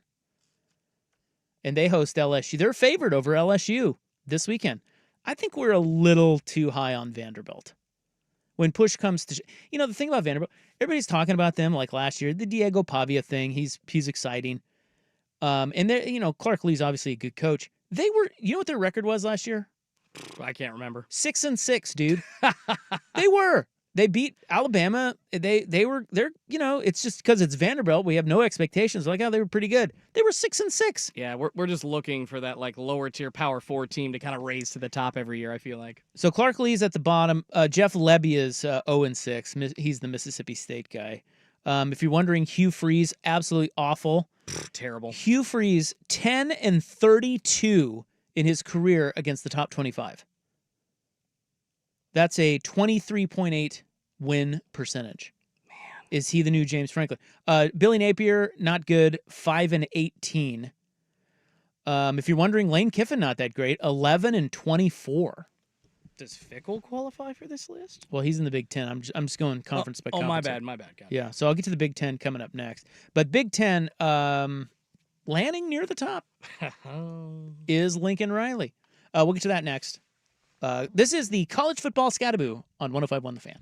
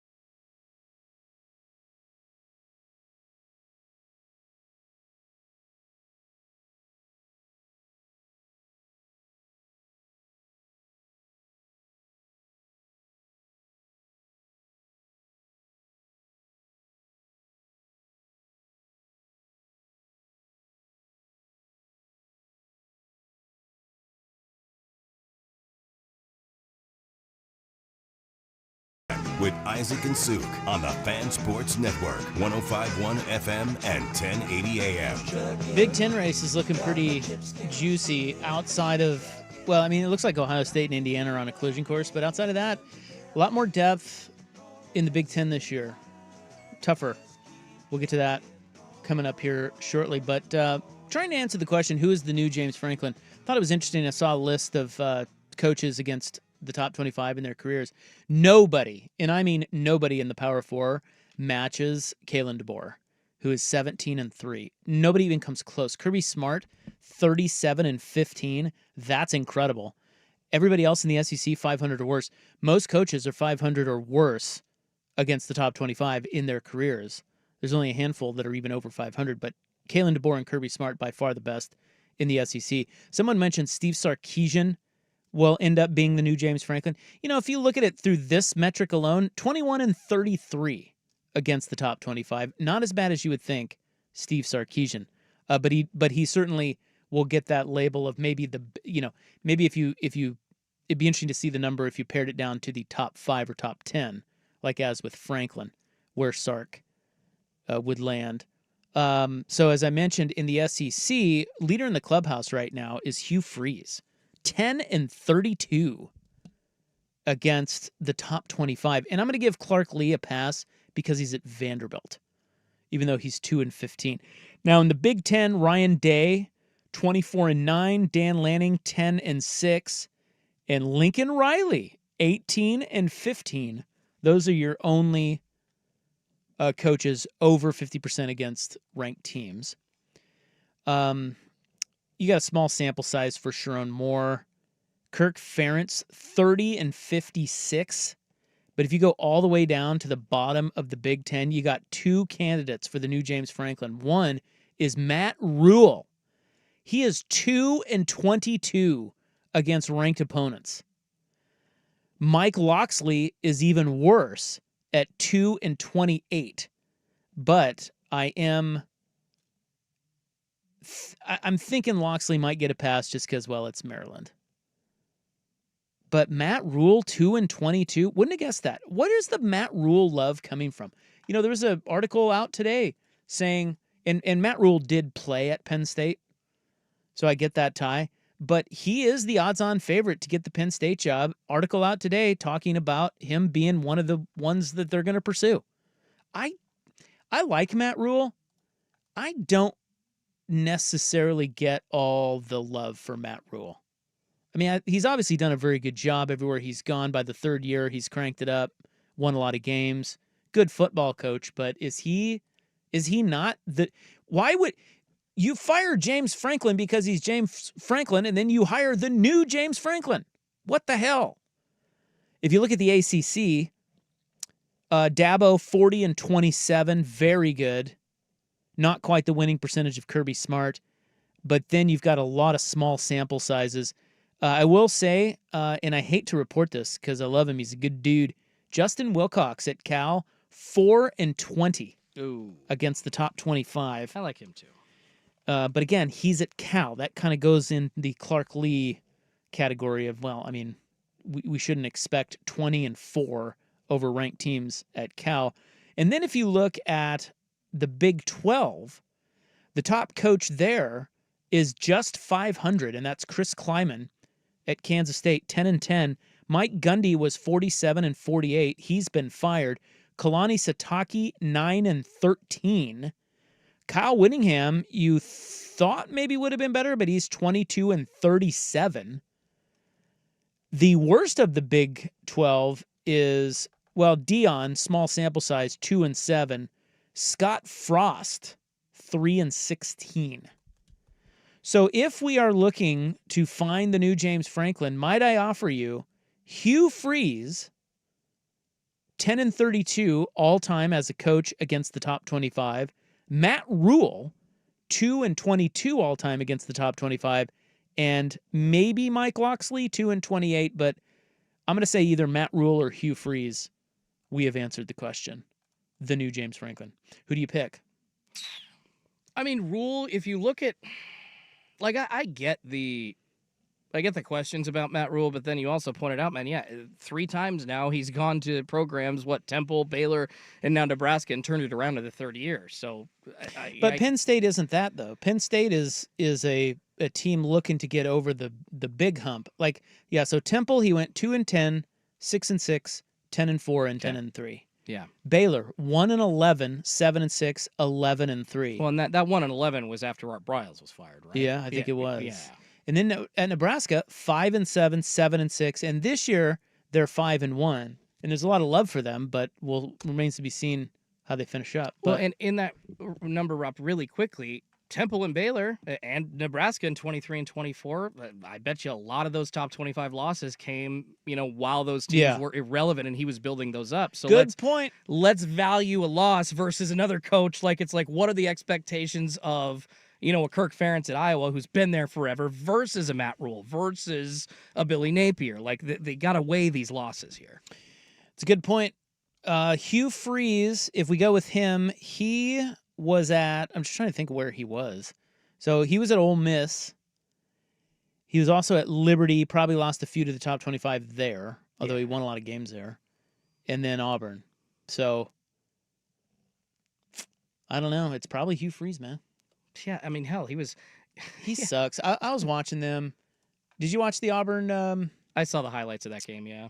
I was watching that game against Georgia, and boy, they got kind of hosed by the refs.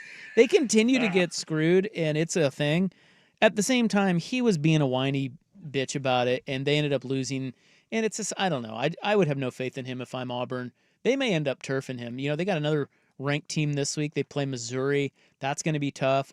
If Hugh Freeze loses that, they're headed towards the bottom of the SEC. He may lose his job. Well, Hugh Freeze, the only reason he's where he is now is because he had like that one good year at Arkansas State, 10, 15 years ago, won a bowl game, and then jumped ship immediately. It was like a 1-year stepping stone for him at that school, right to Ole Miss. So and he hasn't been great since then, other than 10-1 season at Liberty and a 10-3 season at Ole Miss. That's it. He was, I'm trying to think of him at Ole Miss. Was he good?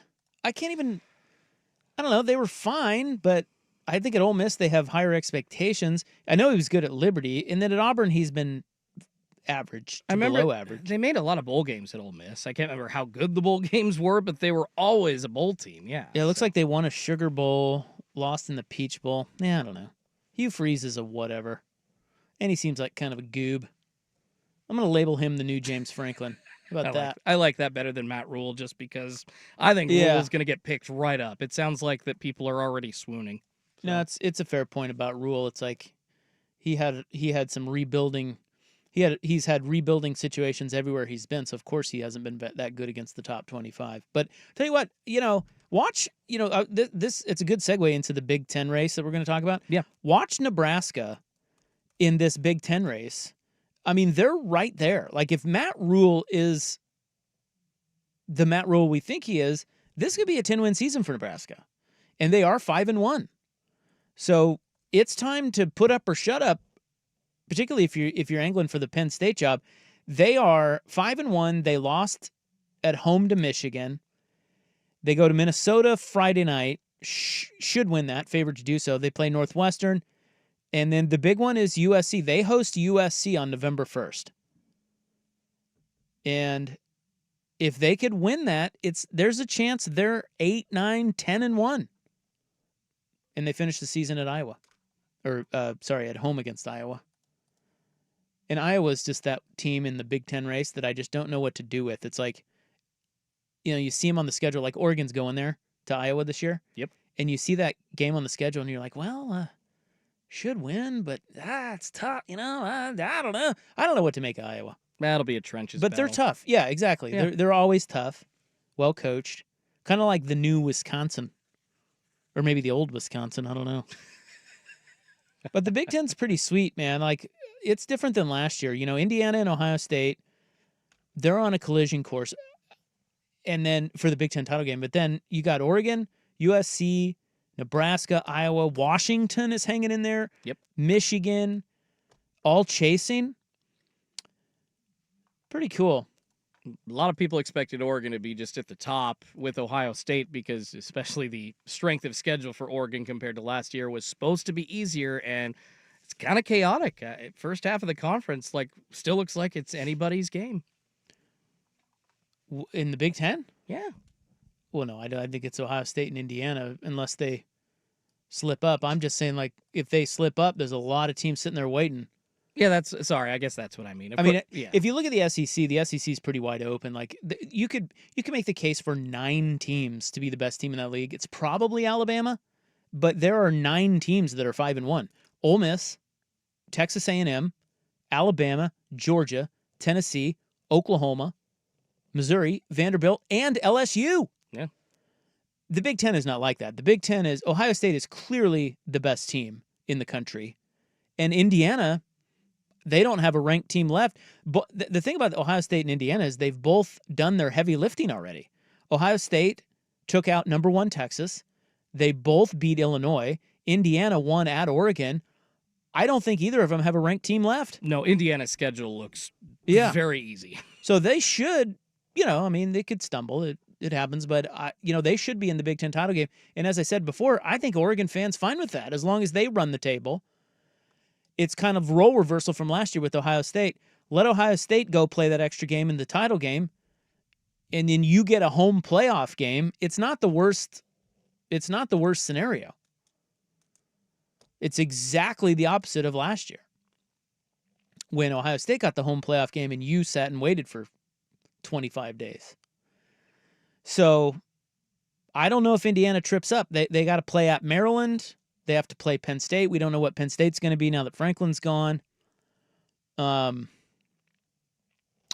State's going to have to win at Michigan. But like I said, I'm not a huge fan of Sherrone Moore. I feel like Ohio State and Indiana are going to play in the Big Ten title game. But outside of, behind them, should they stumble, there's some good stuff sitting there. USC, Oregon, Washington, Michigan, Nebraska, Iowa, way better than last year. And I do think NIL is leveling off these races. I feel like last year it was the Big 12 was wild, right? There's a lot of teams that could win the Big 12. Well, this year it looks like all the other leagues, maybe not the ACC, but the SEC certainly, and to some extent the Big 10, are starting to look more like last year's Big 12. Certainly the SEC is. All right, our college football scataboo continues next. How about this for a vote of confidence from your AD? Here's Schulte. Now, from the George McCoy and Warren Allen Sports Desk, a Sports Center update on the Fan Sports Network, 105.1 FM and 1080 AM. First on the Fan, the Dodgers busy right now taking on the Brewers in Milwaukee in Game 2. Took a 1-0 series lead into tonight's contest. Right now, top of the second with 2 outs, and we are tied at 1 run apiece. Wow, Jackson Churio leading it off for the Brewers in the bottom half of the first with just a solo jack, and then Teoscar Hernandez got it started for the Dodgers before that with a solo jack of his own, and it looks like no strikeouts for Yamamoto so far. 2 for Freddie Peralta, obviously both giving up a run to this point. The Mariners taking the night off after clobbering the Blue Jays in Game 2 of the ALCS last night. They're going to take a 2-0 series lead into Game 3 tomorrow back at T-Mobile Park in Seattle. News out of the NFL today. Tennessee Titans naming senior offensive assistant Mike McCoy their interim head coach a day after firing Brian Callahan. McCoy was previously the coach of the Chargers from 2013 until 2016. And on the hardwood tonight, the Blazers hosting the Warriors for their 3rd preseason game. Portland a 2.5-point underdog. Tip-off at 7 p.m. on KATU Channel 2.2. More sports scores and stories in 30 minutes. I'm Schulte from the George McCoy and Warren Allen Sports Desk. Hurt and missing work, insurance companies acting like jerks? Don't call your mom. Call George McCoy at warrenallen.com. The home of dirt and spray.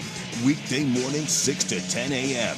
The Fan Sports Network, 105.1 FM and 1080 AM.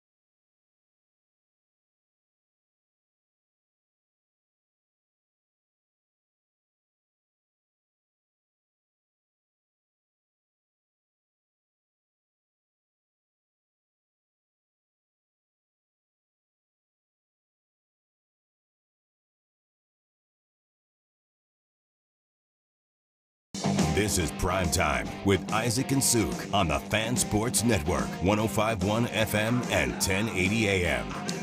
Dodgers are up 2-1 on the Brewers, second inning. You know, I got to tell you, man, watching playoff baseball, and I love playoff baseball. It is incredible. And we're going to get back to college football here in a second. This is just a little non sequitur, but I don't know about you. I marvel at major league pitchers these days. Oh yeah, like they're jaw-droppingly good, and it's like one after the other. Like I was just looking at, so they showed Shohei. He was up there against Peralta, and they showed the stat. You know how they do postseason batting. Yeah, dude, he's batting 133 in the postseason, and we've kind of reached that era where pitchers are so good that really all you're looking for. Yeah, like it's like every guy that comes up batting 150, batting 209, batting 179, but you're looking for just big hits. Did they come through in the clutch like Jorge Polanco has? Yeah. You know, like Jorge Polanco. It's just amazing how hot that guy is, considering how good these arms are, and it's just one after the other, just throwing gas and buckling you. Like it's incredible. There's so many more pitchers throwing 100 now, starters 1 through 5 than ever before. I mean, it used to just be like Randy Johnson, you know, the fastball that was 100, and then this 90-mile-an-hour slider that he called Uncle Snappy or Mr. Snappy at the time, excuse me. Like, those were, you know, the greats, the few and far betweens. More and more pitchers are like that, and coming out of the bullpen, Rob, spin rate has never been higher in Major League Baseball. These guys, I mean, Bizzardo, for instance, for the Mariners, the movement on his splitter. Yeah, it's crazy. Yeah, the movement on his slider. And that's just, it used to be 1 or 2 guys out of the bullpen like it's Mariano. Everyone. Like I that. know. Yeah, you got 5, 6 You're right. deep now. It's They're insane. all Mariano Rivera's. Yeah, not quite that, but they've all got the possibility to get pitches to move like that. And Rob, you can now go into the pitching lab in one off season and add another, you know, pitcher to your arsenal. You used to have to take 2 or 3 years to do that. You're so right. Guys are doing that over in the offseason now. They're adding new pitches. It's crazy. I don't know how anybody hits. I mean, how does anybody hit? Who is Jorge Polanco? Test him for steroids. Right. That's what everybody's yelling about for Cal. Like, it's his big butt. Do you not see it? Come on. Cal. Love the Salem Cop. Salem Cop with the big hips, baby. Okay, I have a stat for you. Okay, so we were just asking the question, who is the best team in the SEC? I think it's Alabama. And I think that will, over time, I think they'll win. Georgia's a little bit down. I don't believe in Ole Miss. LSU is interesting. They got a good test at Vanderbilt this weekend. See how they do. They should win that if they want to be in the hunt for the title. Who else? Missouri's good, but not going to win the league. Oklahoma, good, not going to win the league. Texas, good, not going to win the league. Am I missing somebody that's way up there in the SEC? Oh, Tennessee looks pretty good. Yeah, they do. I don't know if anybody takes them seriously, but yes, they are good. Oh, I take them seriously. I think they're really good. I think Josh Heupel's really good. Josh Heupel is an underrated coach that we don't talk enough about. Anyway, you want a good stat? This is a good stat. Which defense has given up a combined 2 of 37 on 3rd and 4th downs their last 3 games? That has to be Texas A&M, right? Good call, dude. You're right. Texas A&M. Just from highlights, like they have been locked in. 2 of 37? That's insane. What happens when... And maybe that's the best team in the SEC. What happens when Oregon gets forced into 3rd and 7, 3rd and 8? They can't convert. And that is what Texas A&M has been doing the best out of everybody all season, man. Damn. Wait, are you saying So wait. I was using the example of Oregon facing that situation. Any team in college football won't be successful, and if Texas A&M is doing that more on the defensive end, forcing those like not conversions, excuse me, then yeah, they're the best. They could be the best team in college football. Well, they might be the best team in the SEC. Marcel Reed, their quarterback, is a wild ride. I don't know that I trust him fully, but they're good. They're really good. Mike Elko was a good hire for Texas A&M. And that's nuts. 2 of 37 third and fourth downs last 3 games. So how about this for a vote of confidence from your AD? I want to read you what the Auburn AD said. His name is John Cohen. We all know what the amazingly awesome vote of confidence means. Dude, he was asked about the status of Hugh Freeze's job after they lost to Georgia. And, Dexter brought it up. I had totally forgotten. Hugh Freeze got fired from Ole Miss. He was pretty good at Ole Miss. You remember why he got fired? Was it a scandal about? Yes. Yeah. He was the one using the burner phone, the school phone to solicit prostitutes. Yeah, he had hookers in his phone. That's who. I always get him confused with like Petrino, because Petrino was the one that got into the motorcycle accident with the girlfriend on the motorcycle. Correct. Right? Yeah. All right. Thank you. And by the way, Bobby Petrino has 9 lives. He's like a cat. He's around. He's back. No, he's coaching Arkansas. I know. He's around. He might actually get that job full time. I think he will. Wouldn't you? I'd give it to him at this point. He's pretty good. Yeah. I mean, they almost beat So Sam Pittman got fired. They promote Bobby Petrino, who was their OC, and he almost beat Tennessee in his first game. Like, the guy's good if he can avoid the neck brace, Came in and cleaned house and, promoted his own guys and looked good. So here is what John Cohen, the Auburn AD, said about Hugh Freeze's job status. Quote, "I don't know if I'm going to walk outside and my car is going to start or not. I think it is. I have an expectation it will. But if my car doesn't start enough, then I will evaluate that and make decisions about my car. But that's not my expectation at this point about our football program." End quote. It's the softest vote of confidence I've ever heard, brother. How do we feel about that?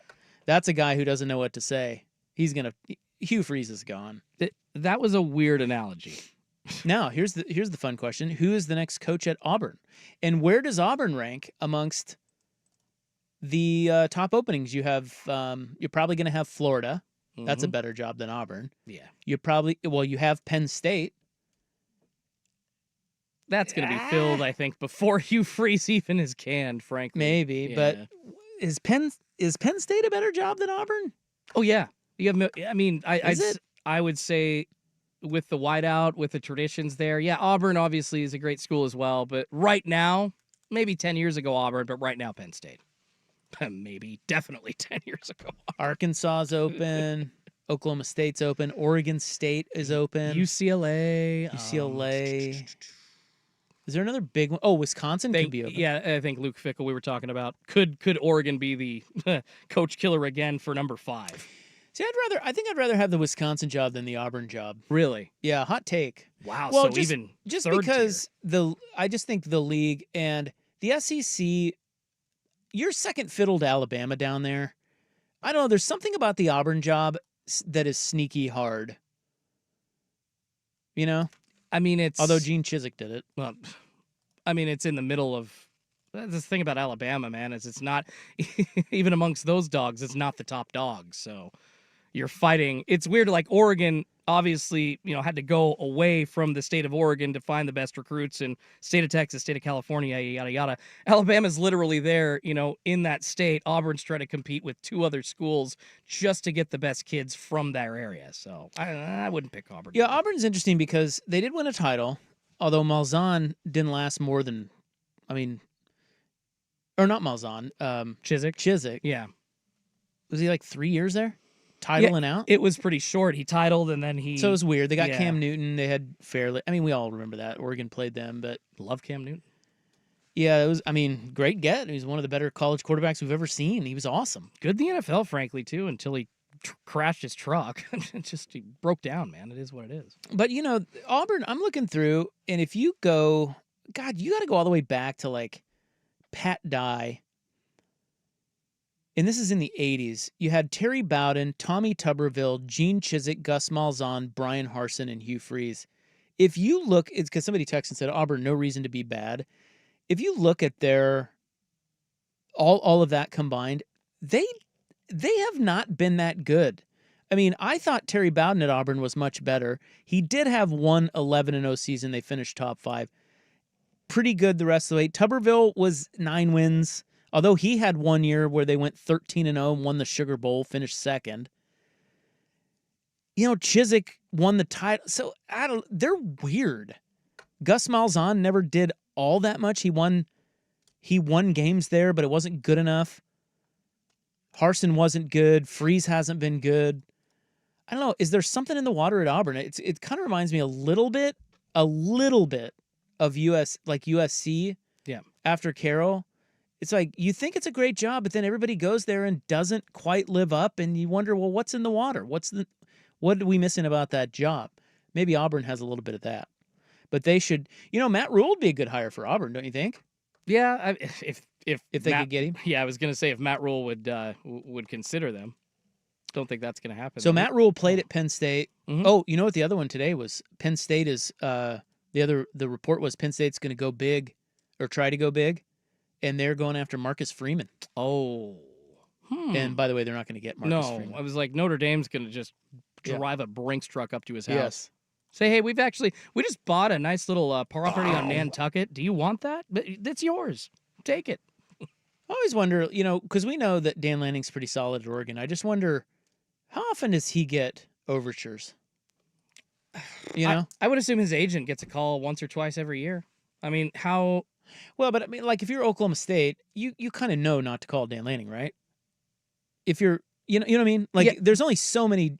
So, like, I think if Florida fired their coach, which they probably will here soon, yeah, they're calling Lanning.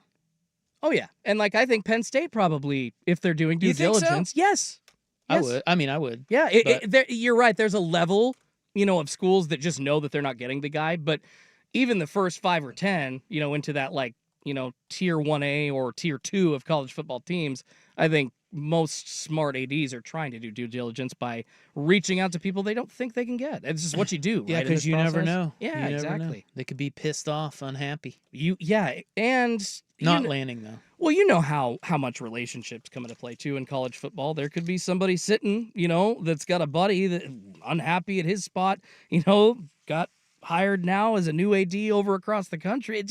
I don't know how close all these guys are, but hey, relationships, they definitely play into it too.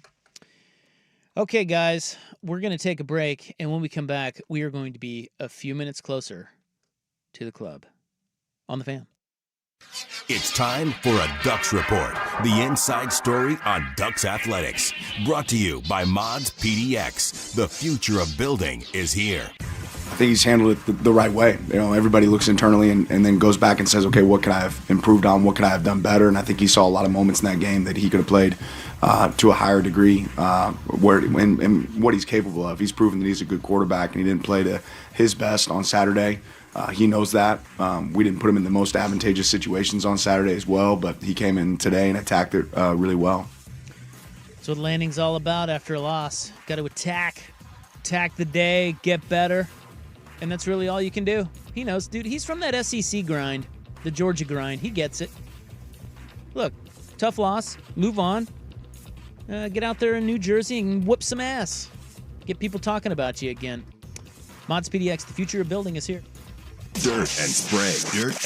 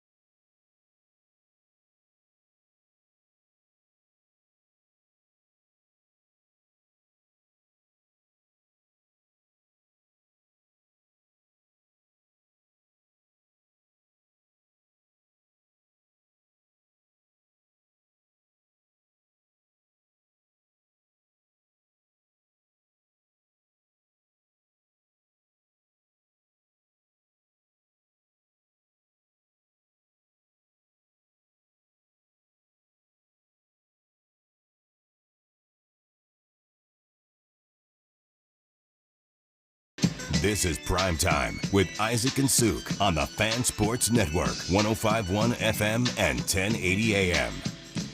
All right, well, we were lucky to get 2 Monday night games last night, a couple baseball games. Tonight, all we have is Brewers-Dodgers. But early returns are shaping up to be a good little ball game. It's a hard-fought one, man. 2-1 Dodgers. Yeah, the Brewers are tough. I really like Jackson Chourio. He led the Brewers inning off with a home run. Love him. He's fast, great left fielder, has just such a smooth swing. He's obviously one of the game's great young players. Isn't he like 15 years old? Yeah, he's like 20. Yeah, barely. I don't know when they drafted him, but what a pick. A star in the making. Those young kids, man. The kids. Well, it's cool in baseball. They're putting the younger guys in a lot more, which I like. I hate when they force a kid to spend 6 years in the minor leagues and he's 25, 26, and they're like, hey, this young prospect is going to be a great hitter. It's like, what for what, 5 years? Well, I feel like they've been doing that with pitchers now. Yeah. Where these pitchers, I mean, they're not spending much time in the big arms.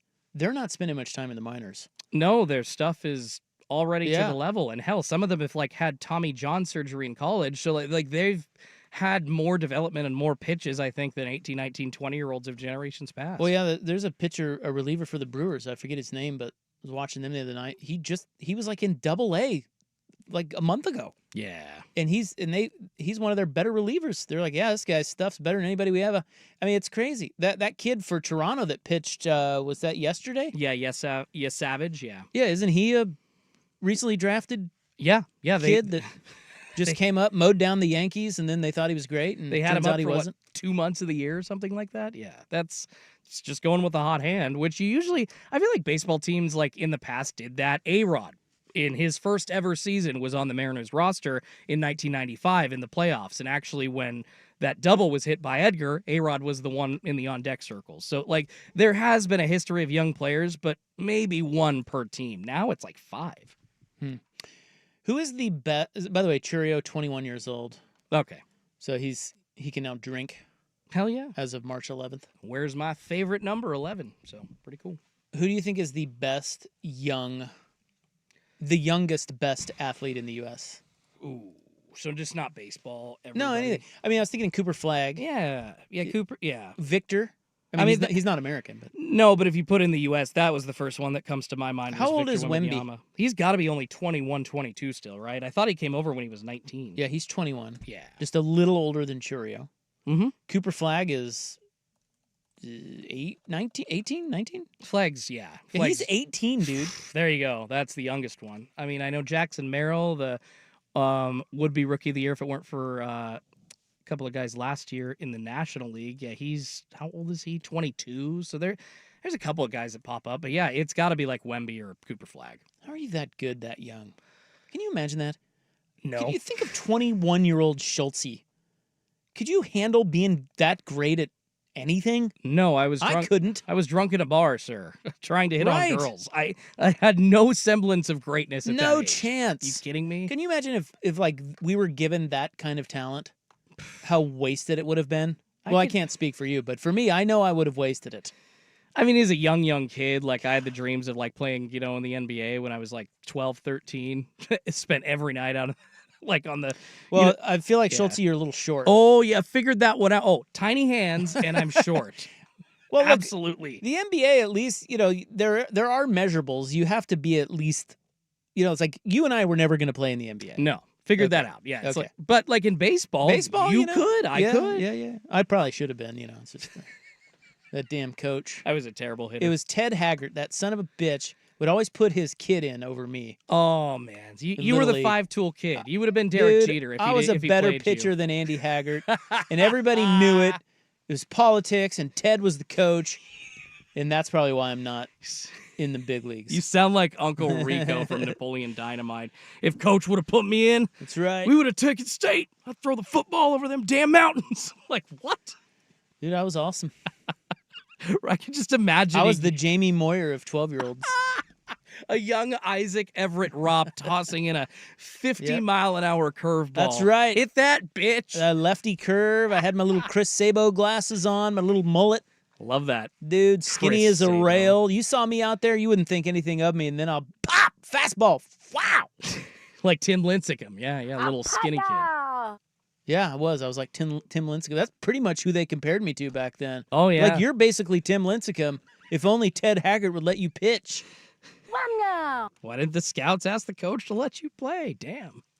Yeah, scouts didn't find me in Little Salina. Buried on the bench, buried in the bullpen. Sorry, Rob. Sad. It's a sad tale. What could have been, sir? Thanks a lot, Ted. All right, we're getting off track here. Let's get to the club. Let's take a look here. Bloop, bloop, bloop. I saw a list of the top 25 trending Halloween costumes, and there's a theme amongst them. And, I know what we were going to talk about tonight. I want to talk about people that you no longer find funny. Because there's a new documentary coming out about a guy that I no longer find funny. And it makes me somewhat sad. So we will get to that coming up next in the club on The Fan. And it makes me sad.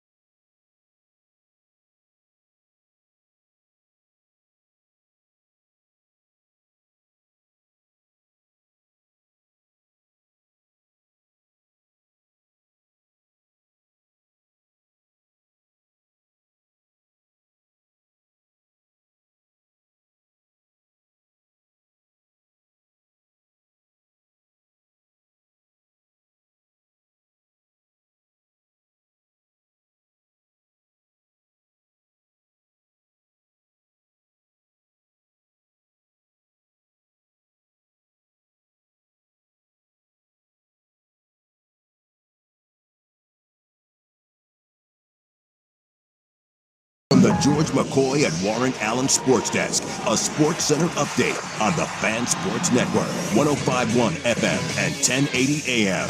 This update is brought to you by Reynolds Defense Firm. If you've been arrested for DUI, you need a team of attorneys you can put your trust into. Call Reynolds Defense Firm today online at reynoldsdefensefirm.com. First on The Fan, the Dodgers in the middle of a Game 2 battle right now in the NLCS in Milwaukee against the Brewers. They were able to eke a win out in Game 1 last night. Right now, they are barely leading 2-1 in the top of the fourth over Milwaukee. Teoscar Hernandez had a solo jack to get it going earlier for LA. Then Jackson Churio responded with a solo home run of his own. And it looks like Andy Pages coming up with an RBI double to take the lead for the Dodgers after that. The Mariners, of course, off tonight after clobbering the Blue Jays in Game 2 of the ALCS yesterday, taking a 2-0 series lead. Game 3 set for tomorrow evening back at T-Mobile Park in Seattle. News out of the NFL today, the Titans naming senior offensive assistant Mike McCoy the interim head coach today after firing Brian Callahan. And on the hardwood, the Blazers hosting the Warriors tonight for the third game of the preseason. Portland a 2.5-point underdog tip-off at 7 p.m. on KATU Channel 2.2. More sports scores and stories in 30 minutes.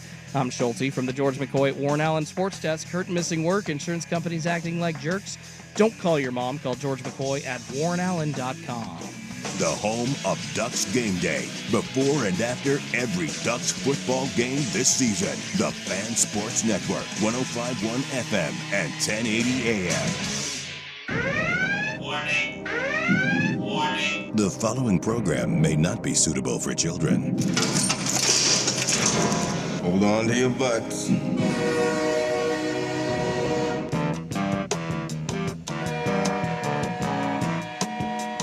As the sun sets over Slab Town, in the shadows of the Fremont Bridge, a club comes to life where you can let your freak flag fly. There's a new fiesta in the making as we speak, full kegs. Everybody's gonna be there. You ought to go. The only thing that's off limits are the words you can't say thanks to the FCC. They don't know what the they're doing. Do you understand that? We've given away too much to arrive at these political compromises. Yeah. Google me, bitch. Oh no, oh no. Well, my. Okay, we apologize.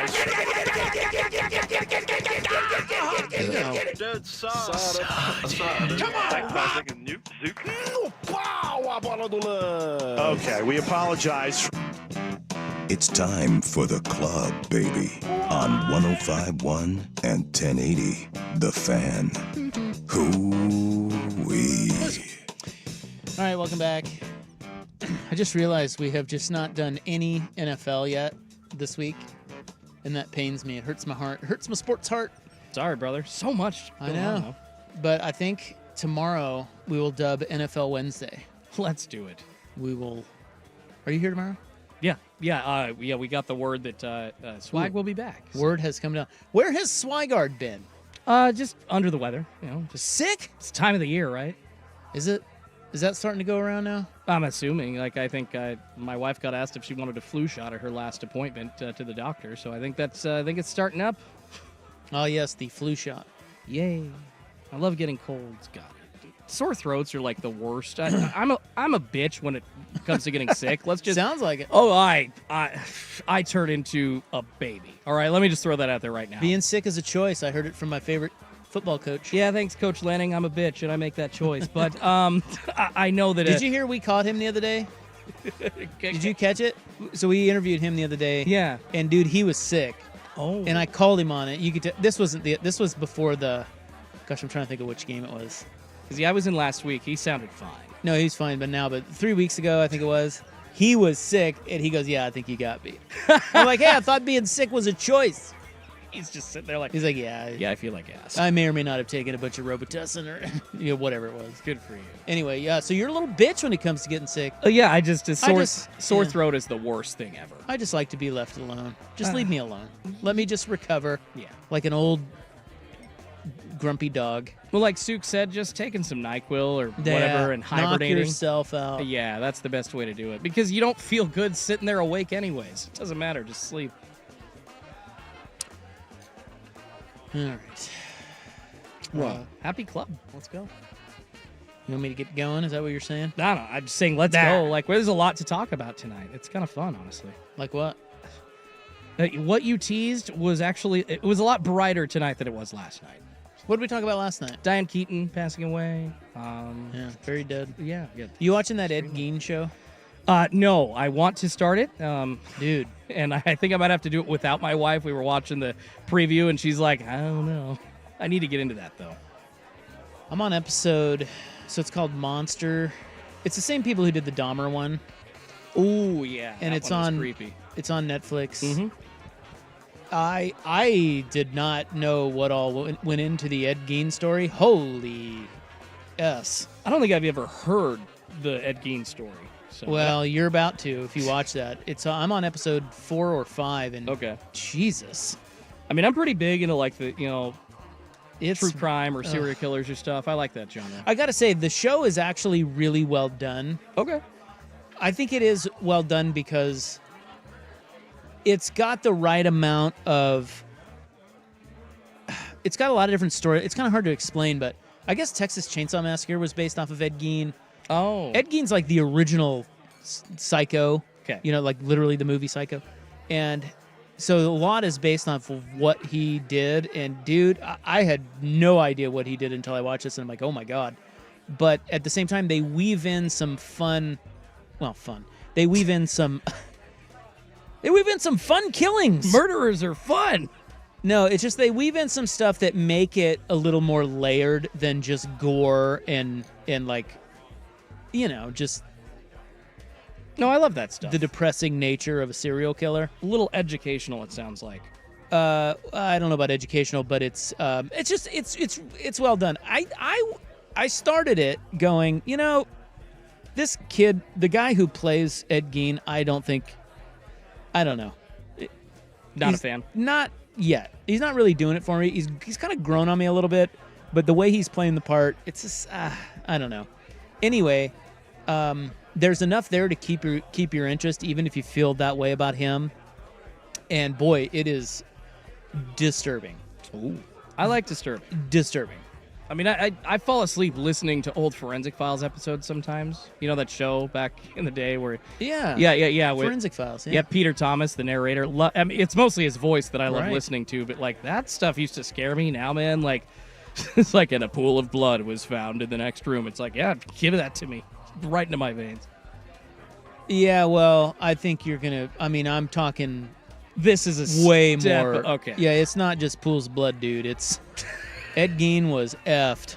Totally. He was effed up. Anyway, I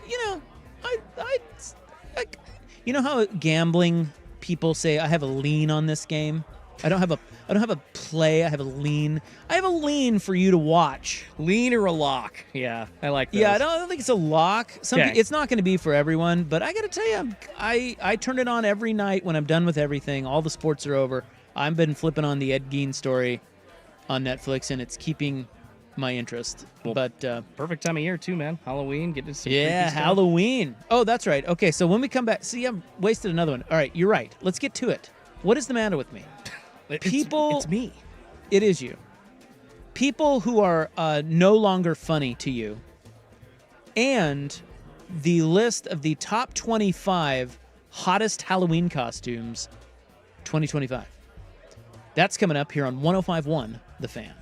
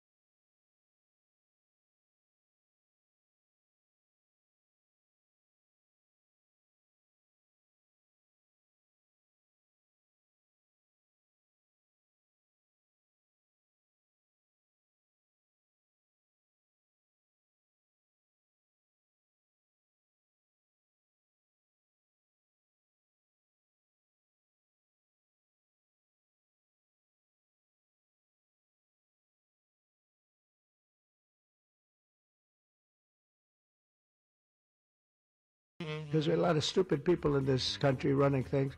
Nothing bad can happen. It can only good happen. Yeah, looking at Halloween costumes here. And you know you're old when you don't understand any of them. Let me pull up the list. 2025 Halloween. Now, you're a big Halloween guy, aren't you, Schultze? Love Halloween. What are you going to be? My wife and I were going back and forth between, like... First, we wanted to do, like, Alanis Morissette and Uncle Joey from Full House, because they dated back in the 90s. That song, You Ought to Know, Alanis Morissette, like it's about Uncle Joey. But we might just do Ariel and Eric from The Little Mermaid. So. Yeah, see, this is where you lose. So I'm looking at the list here. Okay, top 25 trending costumes for 2025 Halloween. Mm-hmm. I understand none of them. As a matter of fact, I will go down the list. Let's go. I'll try to enlighten you if I can. Yeah, help me out. This is how I know I'm old. Okay, so I'll start at 25. Lord Farquaad. Oh, Lord Farquaad. Yeah, off of... Shrek, I guess. Yeah, it's the angry prince from Shrek, the one that they're running from the whole time. Cleo Denial? I don't know who Cleo Denial is. Wednesday, that's a show. I think my wife watches that show. Well, Wednesday is from Addams Family. That's the daughter. But it's the new show. There's a new... like, she has her own show now. Yes, but the costume itself is still a person It's the old... It's yeah. Wednesday. Okay. Yeah. All right, I kind of know what that one is. Okay. Yeah. Pyramid Head from Silent Hill. Nope. Founding Father, Donnie Darko. Wait, Founding Father, like one of the four, like actual? I don't know. Okay. Superman, Supergirl. Of course, I know those. Gabby from Gabby's Dollhouse. What is that? I have no idea. Ladybug. What? Glinda from Wicked. I think I know her. Toothless from How to Train Your Dragon. Isn't that Ariana Grande's character? Sure. Yeah. Nurse from Silent Hill. Nightwing. Hamilton. I know that one. The Lorax? What the hell is that? What is this The stuff? Lorax is the it's that orange-haired big Dr. Seuss movie, like the big thing, I think. Labubu? No. Derpy the Tiger? Who is Derpy the Tiger? Elphaba? That's got to be a kid's thing, right? Chicken Jockey? Nope. Baby Saja? Genu, Mira, Zoe, and Rumi. Those are all like animated Dude, kids things. I have no idea. I might as well be 100 years old. You know what I was thinking would be a good one this year? I mean, I don't dress up for Halloween because I'm an adult. But if I did, I think an easy one and a cool one would be Carmi from The Bear. Ooh, yeah. Because all you'd have to do is put on a white t-shirt and a blue apron. You know what I'm saying? Oh, yeah. I mean, simple costumes like that are the best. Yeah, that's the way to do it. Exactly. Something you already got laying around. Somebody said they're going to be Teenjus for Halloween. Teenjus. Or Baby Billy. Yes. Yeah, I bet you're going to see a lot of Baby Billy out there. See that? Yes. That's Teenjus. This is a... It's going to be a... It's going to be a movement. Somebody asked, what about the inflatable frog? Yeah, the inflatable frog. Here in Portland, that has extra meaning now. It does. Or a chicken, maybe. Yeah, the guy in the chicken outfit. Yeah, why not? Oh, we haven't gone through that interview. We'll do that next, okay? Okay, let's do it. Yeah, I want to read you the interview from that dude. So, people you no longer find funny. This fascinates me because, well, you know me. I like humor with pretty much everything that I consume. Mm-hmm. I like humor with my sports. I like humor with my politics. It's why I like Bill Maher. I love Bill Maher. I just like, I don't know. I need that levity. I need it to be. I don't know. I just that's what I like. Okay, so Bill Maher is one of the best at just making jokes and being equal to both sides of the political spectrum, despite having one political view. It's nice. Yeah, I mean, like I don't know, or any. I just think people are too serious. Oh, agreed. And it drives me crazy. Yeah, we need to because take our foot off the gas. Guys. Yeah, it's like why are you taking yourself so seriously, dude? You're nothing. You're a speck on the. You're a grain of sand. You're a speck in a grain of sand on a blue dot in the middle of nothingness. Dude, Just it chill means out. none of this means anything. You're gonna die. Get over yourself. Yeah. So so I like comedy with all of my. I just like comedy. Okay, so we had a bunch of comedians who used to come into our old studios because we had that deal with Helium, and they would all come in there. So we had some great comics. Yeah. Come through, and I sat there and we interviewed them, and I talked to them off the air and watched how they operated and listened to them. We had Gilbert Gottfried in here. We had Kevin Nealon. Oh, I've gotten to meet both of them. They're we cool. had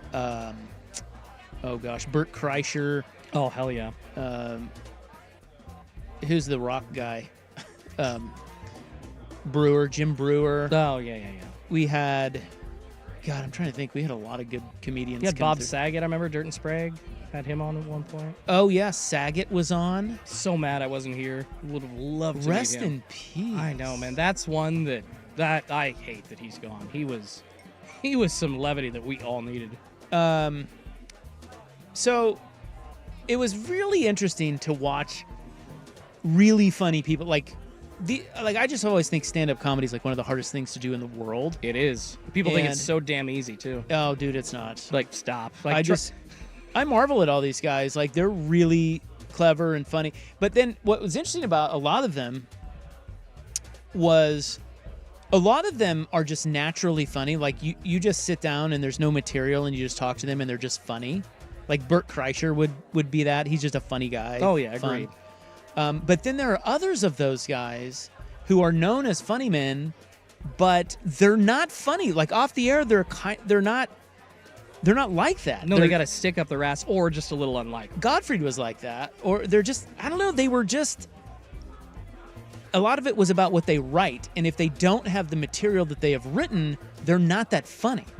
They have to think and write. They're probably better writers than they are actually funny men. Anyway, I just thought that was an interesting dynamic to observe because I just think the world of what guys like that do. So, do you have people that you no longer think are funny, and why does that happen? So, there is a documentary coming out about Chevy Chase. Oh, really? Yes. Ooh, and fascinating to me. Well, he is number one on my list of people I no longer find funny. Okay. And Chevy Chase, when I was growing up, he was one of I mean, dude, he was 1 or 1A. He was great. Everything he did was funny. Yeah. SNL, all his Weekend movies. Update, yeah. Fletch, yeah. So it's called I'm Chevy Chase and You're Not. And Variety said that it is both authorized and unfiltered, which I believe cannot coexist. Like, there's no way, especially with Chevy Chase, because he's kind of an a-hole. There's no way it's unfiltered, but also authorized. That's just not. It's going to be a Chevy Chase stroke fest. Chevy would never do something like that where it's just like, talk to me, do whatever you want. No, it's a specific set of parameters. He's telling his side, and I think what they're saying here, I was reading an article about this, what they're saying here is, because Chevy Chase has alienated a lot of people. Like, he's a real ass. Like, he is a jerk. Like, grade A jerk. Everything he's worked in. Yeah, nobody likes Chevy Chase. Community. He was great. Yeah, but like that entire cast of Community, they hate him. Hated him. So it's just weird. And that's not to say that he wasn't always like that. It's just, he's just not funny. Like, I don't know what happened with Chevy Chase, but do you have that person? Somebody else said Dave Chappelle. You can text 503-864-6326. Well, again, now, Schultz, this is going to be subjective. It is. See, here's the thing. So somebody's already, Bill Maher, terrible. Well, Bill Maher's political, and so if you're on the right, you're probably going to hate Bill Maher. Or if you're super far on the left and you move might hate farther Bill than Maher. Bill Maher. Yeah, because he's so, like, center now. It used to be left. So you can always tell when somebody's coming from a place. Bill Maher's funny. Yeah. He may not be your cup of tea, and I get it if you don't like him because he blasts your political party or whatever. But I just like someone. There's really no one like Bill Maher. No. Who is a serious commentator, but also funny about what's going on in the world. Like, there's nobody really else like him, is there? in that vein? Not That's what I'm saying about Bill Maher. He doesn't have to be, but when you, he's terrible. Well, it's because you probably just hate that he makes fun of your political party. And that's that's boring. That's basic. It's like, oh, I hate the Chiefs. Well, okay, they probably beat your team, whatever. We're talking about just impartially here. I feel that Chevy Chase is no longer funny, and I don't understand how really funny people lose being funny. Or is it more on us as individuals that we are no longer seeing them as funny? Like, 'cause the Dave Chappelle one is interesting because Dave Chappelle, he's gotten a little, and this is just my opinion, gotten a little political. He's gotten a little, he got into the whole trans thing, and it got a little weird, and it was like, more commentary, less Chappelle-y, and that's fine. That's his prerogative. It's just, I can get how some people maybe got turned off. So is it more on the individual that you no longer think someone is funny? You've changed. Your what you think is funny has changed, or has a really funny person stopped being funny? I find that question fascinating. I agree. There's trends. I don't feel like it's funny. Comedy has changed, yet comedy hasn't changed, like with the decades, right? You know, you can tell the same style of jokes as Richard Pryor and George Carlin were back in the day. You could, tell stuff like Robin Williams did, but there's new ways to do it. There's new spins on it. And like we talk about trends, Rob, I just think humans are fickle, and we pick up things that we like. There's just things that kind of fade away. I'll give you a great example here of comedians that this is just me, and I would actually hope that a lot of people agree with me on this just because I feel like it's a great example. But Larry the Cable Guy, Jeff Foxworthy, and Bill Engvall, right? Blue Collar Comedy Tour. The most successful one out of those four is Ron White. He was able to always adapt. Now, I'm biased. I love Ron White. I think he's one of the funniest comedians of all time. But that dude, did it in the 70s or 80s or whatever, touring in, crappy little holes in the ground, and got the break. I don't find somebody like Foxworthy or Engvall or Larry the Cable Guy who has a very specific bit and really nothing outside of that, which is basically redneck jokes. Like there's just some genres that don't. Different? It is, but like that doesn't. I mean, like Chevy Chase didn't have a bit. He was just funny. Yeah. Those guys are just, it's... But those are... Although I think Larry the Cable Guy is actually pretty funny. Generally speaking. I kind of hate him. Yeah, no, and I think a lot of people would say that about him, but I just mean as a human being, if he sat down in here without material, I think he could be funny. It may not be everyone's cup of tea. Yeah. I'm just, I just think he's naturally a pretty funny, clever guy, but he does do it through a shtick. Yeah. And a lot of people don't like that. But I don't know. It's just like some people texting in. Jon Stewart used to be. I don't know. I think he's the same. But again, he's political. And we're very divided right now. So I that agree. Jon How Stewart about, has never moved. Somebody said Bill Burr has definitely lost his fastball. That seems kind of true. Yeah. And I like Bill Burr.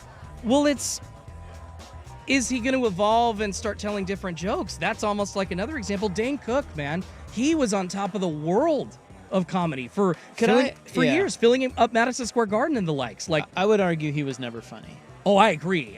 Like the BK Lounge, stop. If I go back and listen to that hour set from Madison Square Garden, it's just a lot of energy. And no, I agree with you there. But once again, Rob, he's one of those that I think wrote stuff. He was clever. You got to give him credit. Yeah. He wrote stuff that a lot of people thought was funny because, kind of lowest common denominator-y. Exactly. And he had a lot of physical comedy with his, how he...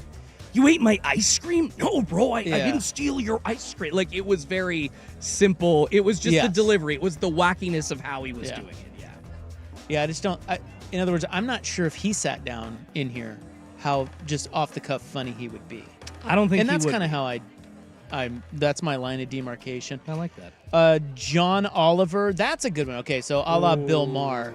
See that? John Oliver is that's a good one. I forgot about John Oliver. He's doing great, funny commentary about serious matters. He is. And he's the only one like that. Him and Maher are really kind of the only ones. But he's gone so far left. I would say that just in my opinion, once again, that Oliver doesn't really add the logic to it like Bill Maher does. I feel like he's just written jokes. Well, and he's been taken so far to the left that the people that aren't the normal, Democrats that are now viewed as in the center just don't think of him as funny anymore. And when his show started, it was kind of for everybody.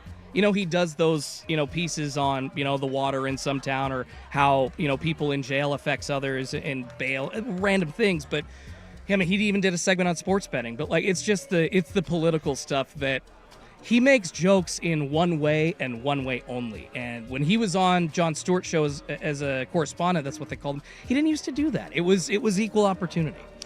Somebody said, seems like younger comedians are funnier than when they get older. Maybe because they get fat and comfortable, not as hungry. I think that's part of it. I also think substance abuse is a part of it.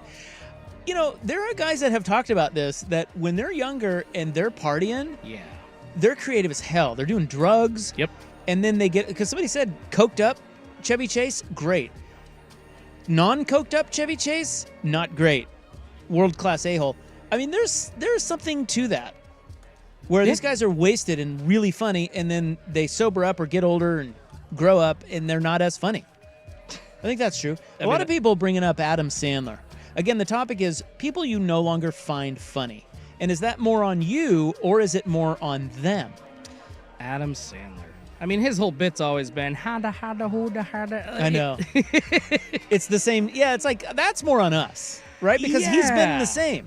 Exactly. That's what I'm saying. Humans are fickle, man. There are some things that we will just stay with and ride, for however long, and some things will be okay on for a year, and then just move on. Jim Carrey was one when I was, and I think Jim Carrey's probably a pretty funny guy, but he's gotten pretty serious as he's gotten older. But he was one that was a top 3 or 4 guy for me when I was younger. Like, dude, some of the stuff he did. I love Jim Carrey. Dude, he was great. Watching him on late night television. Oh, back in dude, in the 80s. No better guest than that guy. No, I've watched those videos of his from like Johnny Carson. Like the and early he would do Jay Leno bits. Oh my God. He was Liar, Ace Ventura, both of them. I mean, just and he's not as funny. He's just not. I don't know. He's just kind of a serious guy now. Well, he's weird. He transitioned, and this was way after like the Truman Show and everything, where he did other serious movies. He tried in the late 2000s to transition to super serious roles. Oh yeah. You remember the number 23? No. It was like a horror movie where he was like trying to figure out like this story about a long lost murder. I can't remember the exact plot, but it was a very dark, almost noir kind of movie, and Jim Carrey was like this very serious character. He really tried, after Bruce Almighty and whatnot, to just transition to this serious guy, and then he went right from there into painting. So I don't think it's about like him not being as funny anymore. He's stopped doing just stopped. comedy. Yeah, right. Yeah. No, that's a good point. Well, he was getting 20 mil a picture for so long. He didn't need to continue to work. A couple of other texts. Got another one, was really never funny. Adam Carolla. I don't know. I think Adam Carolla was funny, and maybe he still is. I think he's a naturally funny guy. I like him. He's just gotten political too. No BS. He has gotten political, but he's definitely just like straight ahead. At least tells it like he sees it. So I like. Frank Caliendo was hilarious 20 years ago. Saw some clips recently. Not amused anymore. Well, that's a shelf life. That goes back to like your bit about the Frank or Larry the Cable Guy and all those guys. Did he pick up any new impressions? No, he's still doing the John. Does Gruden. he still doing the John Matt? Yeah, it's funny, but it's like. And I think he made that money in that sweet spot, so he didn't feel like he needed to grow out of that. Or maybe he's just not that funny outside of. He's an impressionist. That's what he is. Damn. George Lopez coming in on the text line. That's a good one. See, I've never thought of him as funny. Really? And I've heard he's just a giant. Yeah, he's a jerk. I've heard he's a jerk. I've heard he's very, very crass towards women. Just kind of expects you to sleep with him if you're in his aura and you're a female. Like it's like one of those. Like no thanks to him. Yeah. Just what I've heard though. I miss John Candy. How about Steve Martin? Somebody brought up Steve Martin. See, I find him the same and as funny as ever. Yeah. I think he is. I think Steve Martin and Martin Short are two of the greatest comedians we have ever seen. Steve Martin is the same in Only Murders in the Building as he is in Father of the Bride. He is the exact And I think it's just him. Yep.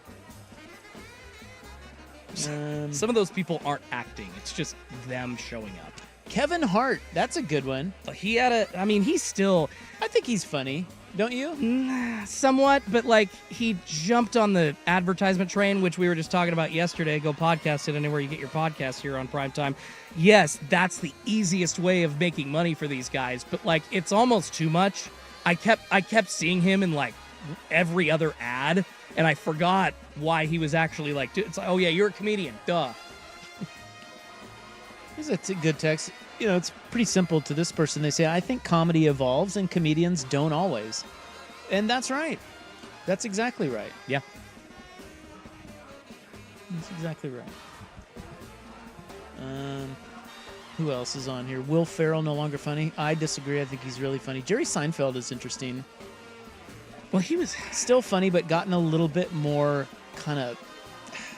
Wasn't his shtick always just kind of like, the airline food kind of sucks, man, and the razor blade slots. Dude. Who's shaving enough to use a razor blade on the plane? One of the best we've ever seen. Jerry Seinfeld was really good. And he was. Observational humor, tremendous.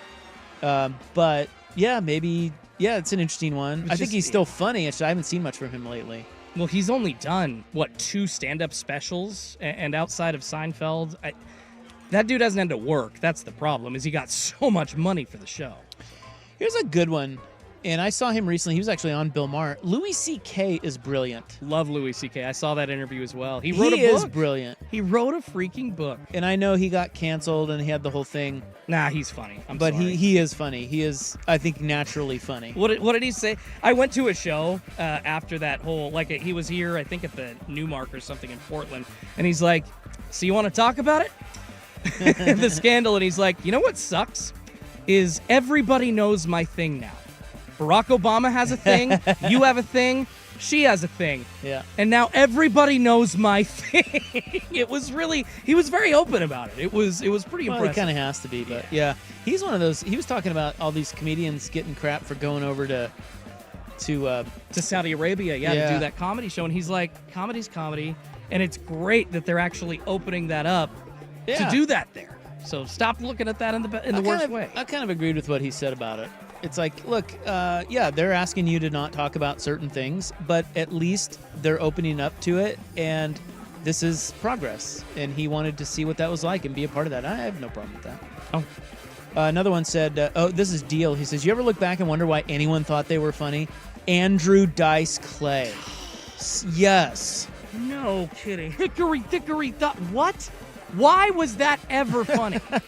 Great question. No. Great question. I miss Norm Macdonald too. I love Norm Macdonald. I miss he was greatness. I miss Chris Farley. You know, another one. You know, it's an interesting one. Well, we got a break. We got to go. But is Bill? Okay, this is going to be troubling. If Bill Cosby sat down with you, is he still funny? Like, no. Or is he? Do we have to say? Do we get creepo vibes now? Because we know what he did. I wouldn't be able to but look at him he used to be funny. He used to be. So we would no longer think he's funny. I could not look at him in the same light. Yeah, I couldn't either. Okay, we got to go. Here's Schulte. Now, from the George McCoy and Warren Allen Sports Desk, a Sports Center update on the Fan Sports Network, 105.1 FM and 1080 AM.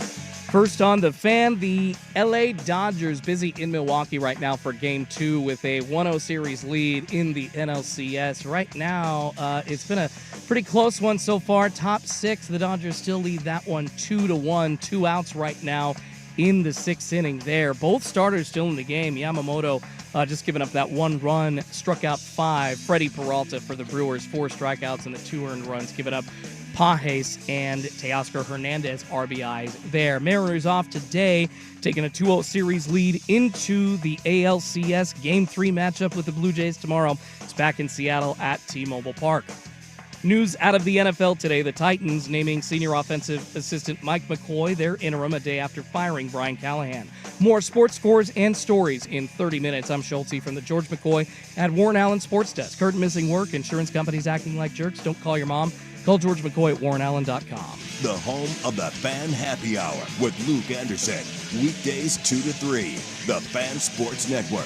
105.1 FM and 1080 AM. This is the story of the one. As a maintenance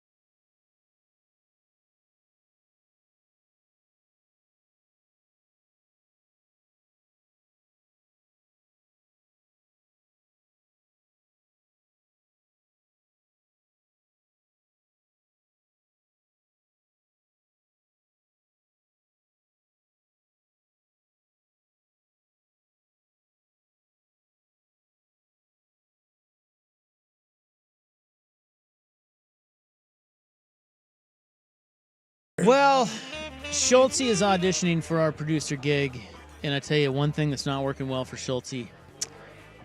We're giving him bonus radio, Schultze. We can't be doing that. No, we gotta keep it on the clock here. Executive producer Swag told me that today too, so I'm failing, sir. Yeah. Well, that means we got to go. Okay. I did want to mention one other one. Somebody Shane, the ticket guy, texted me. He said, and this is a good one. We were talking about people you no longer find funny. And he brought up Whoopi Goldberg. And that's a great one. Oh, hell yeah, that is. Because if you go way back. Might be the best. If you're old enough to remember, she was hilarious. Oh, absolutely. And she has a bite in the ass now. Yep. On The View, sitting there all, one-sided and just doesn't. Oh, man. Those aren't You know open what I mean? conversations. That's I a hate good The one. View. Yeah, that's a great one. All right, we will be right back to wrap it up on The Fan. This is Rick Jones of Gold.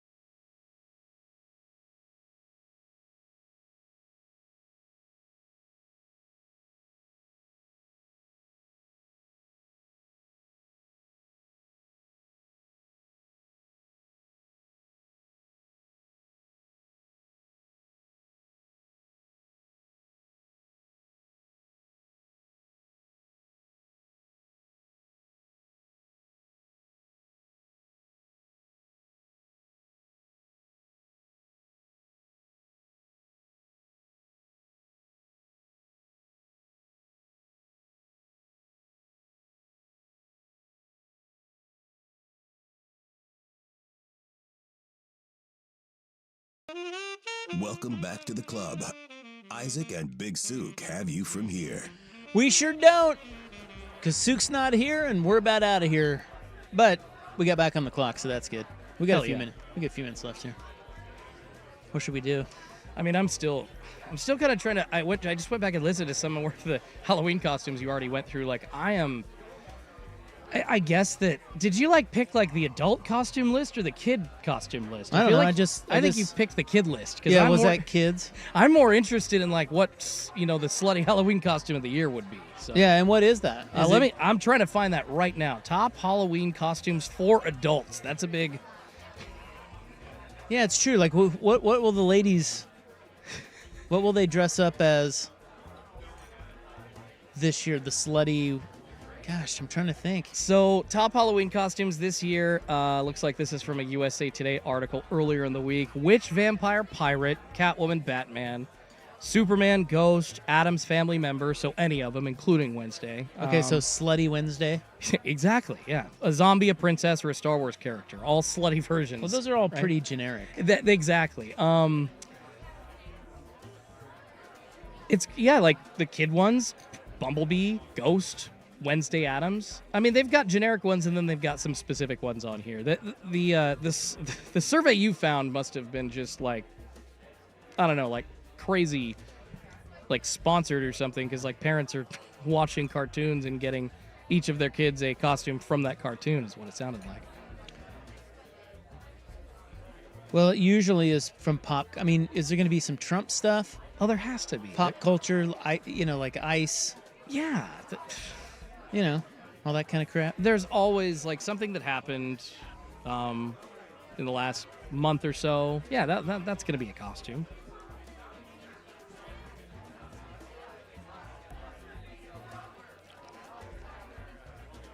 White Lotus is on there, I'm seeing. That's cool. Yeah, but what would you be from White Lotus? What does it say?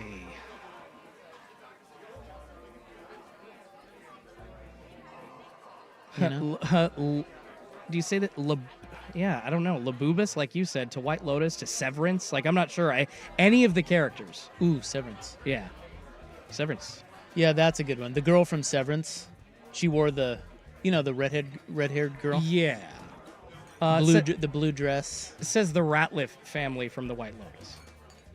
The Ratliff family. Yeah, that was season 3. That was the Schwarzenegger kid, right? Oh yeah, his family. Well, yeah, of course. The guy with the Duke sweatshirt. Yes.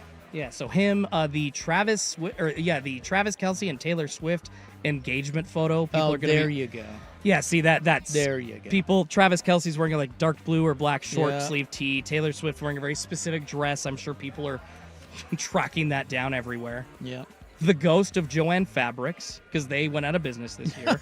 See, these are good ones. The Ghost of Joanne Fabric. That's what I'm going to do. That's what I'm wearing. Hell yeah.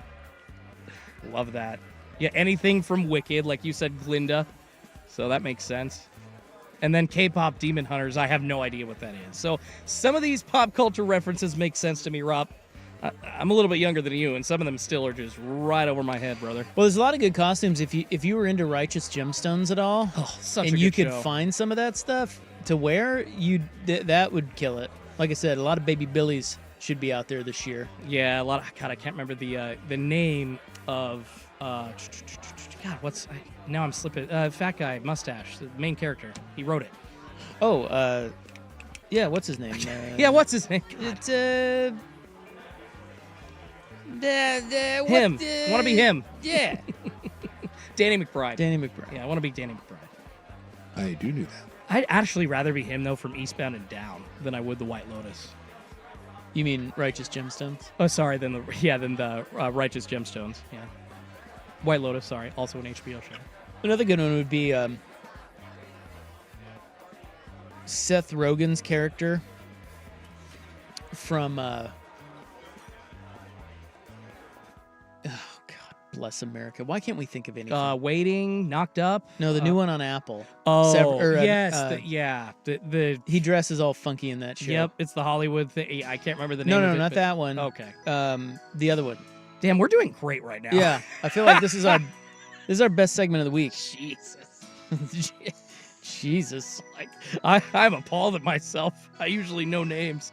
I do this all the time, though. I don't. I always, not the studio, Platonic. Okay, he's in a show called Platonic, and the one with Rose Byrne. Yeah. Yes. And he dresses real funky in that. Forgot about that one, but it's a good show. It's a decent show, whatever. Something to put on. Seth Rogen, I think there's another one. I think he's funny, naturally funny dude. I'd love to. I don't smoke weed, but I'd love to smoke weed with Seth Rogen. That'd be fun. I want to be there too then. Okay, guys, we gotta go. You've had enough of us. We've had enough of you. But guess what? There's another show tomorrow. Be back with us 3 to 7, won't you? On the Fan. Good night.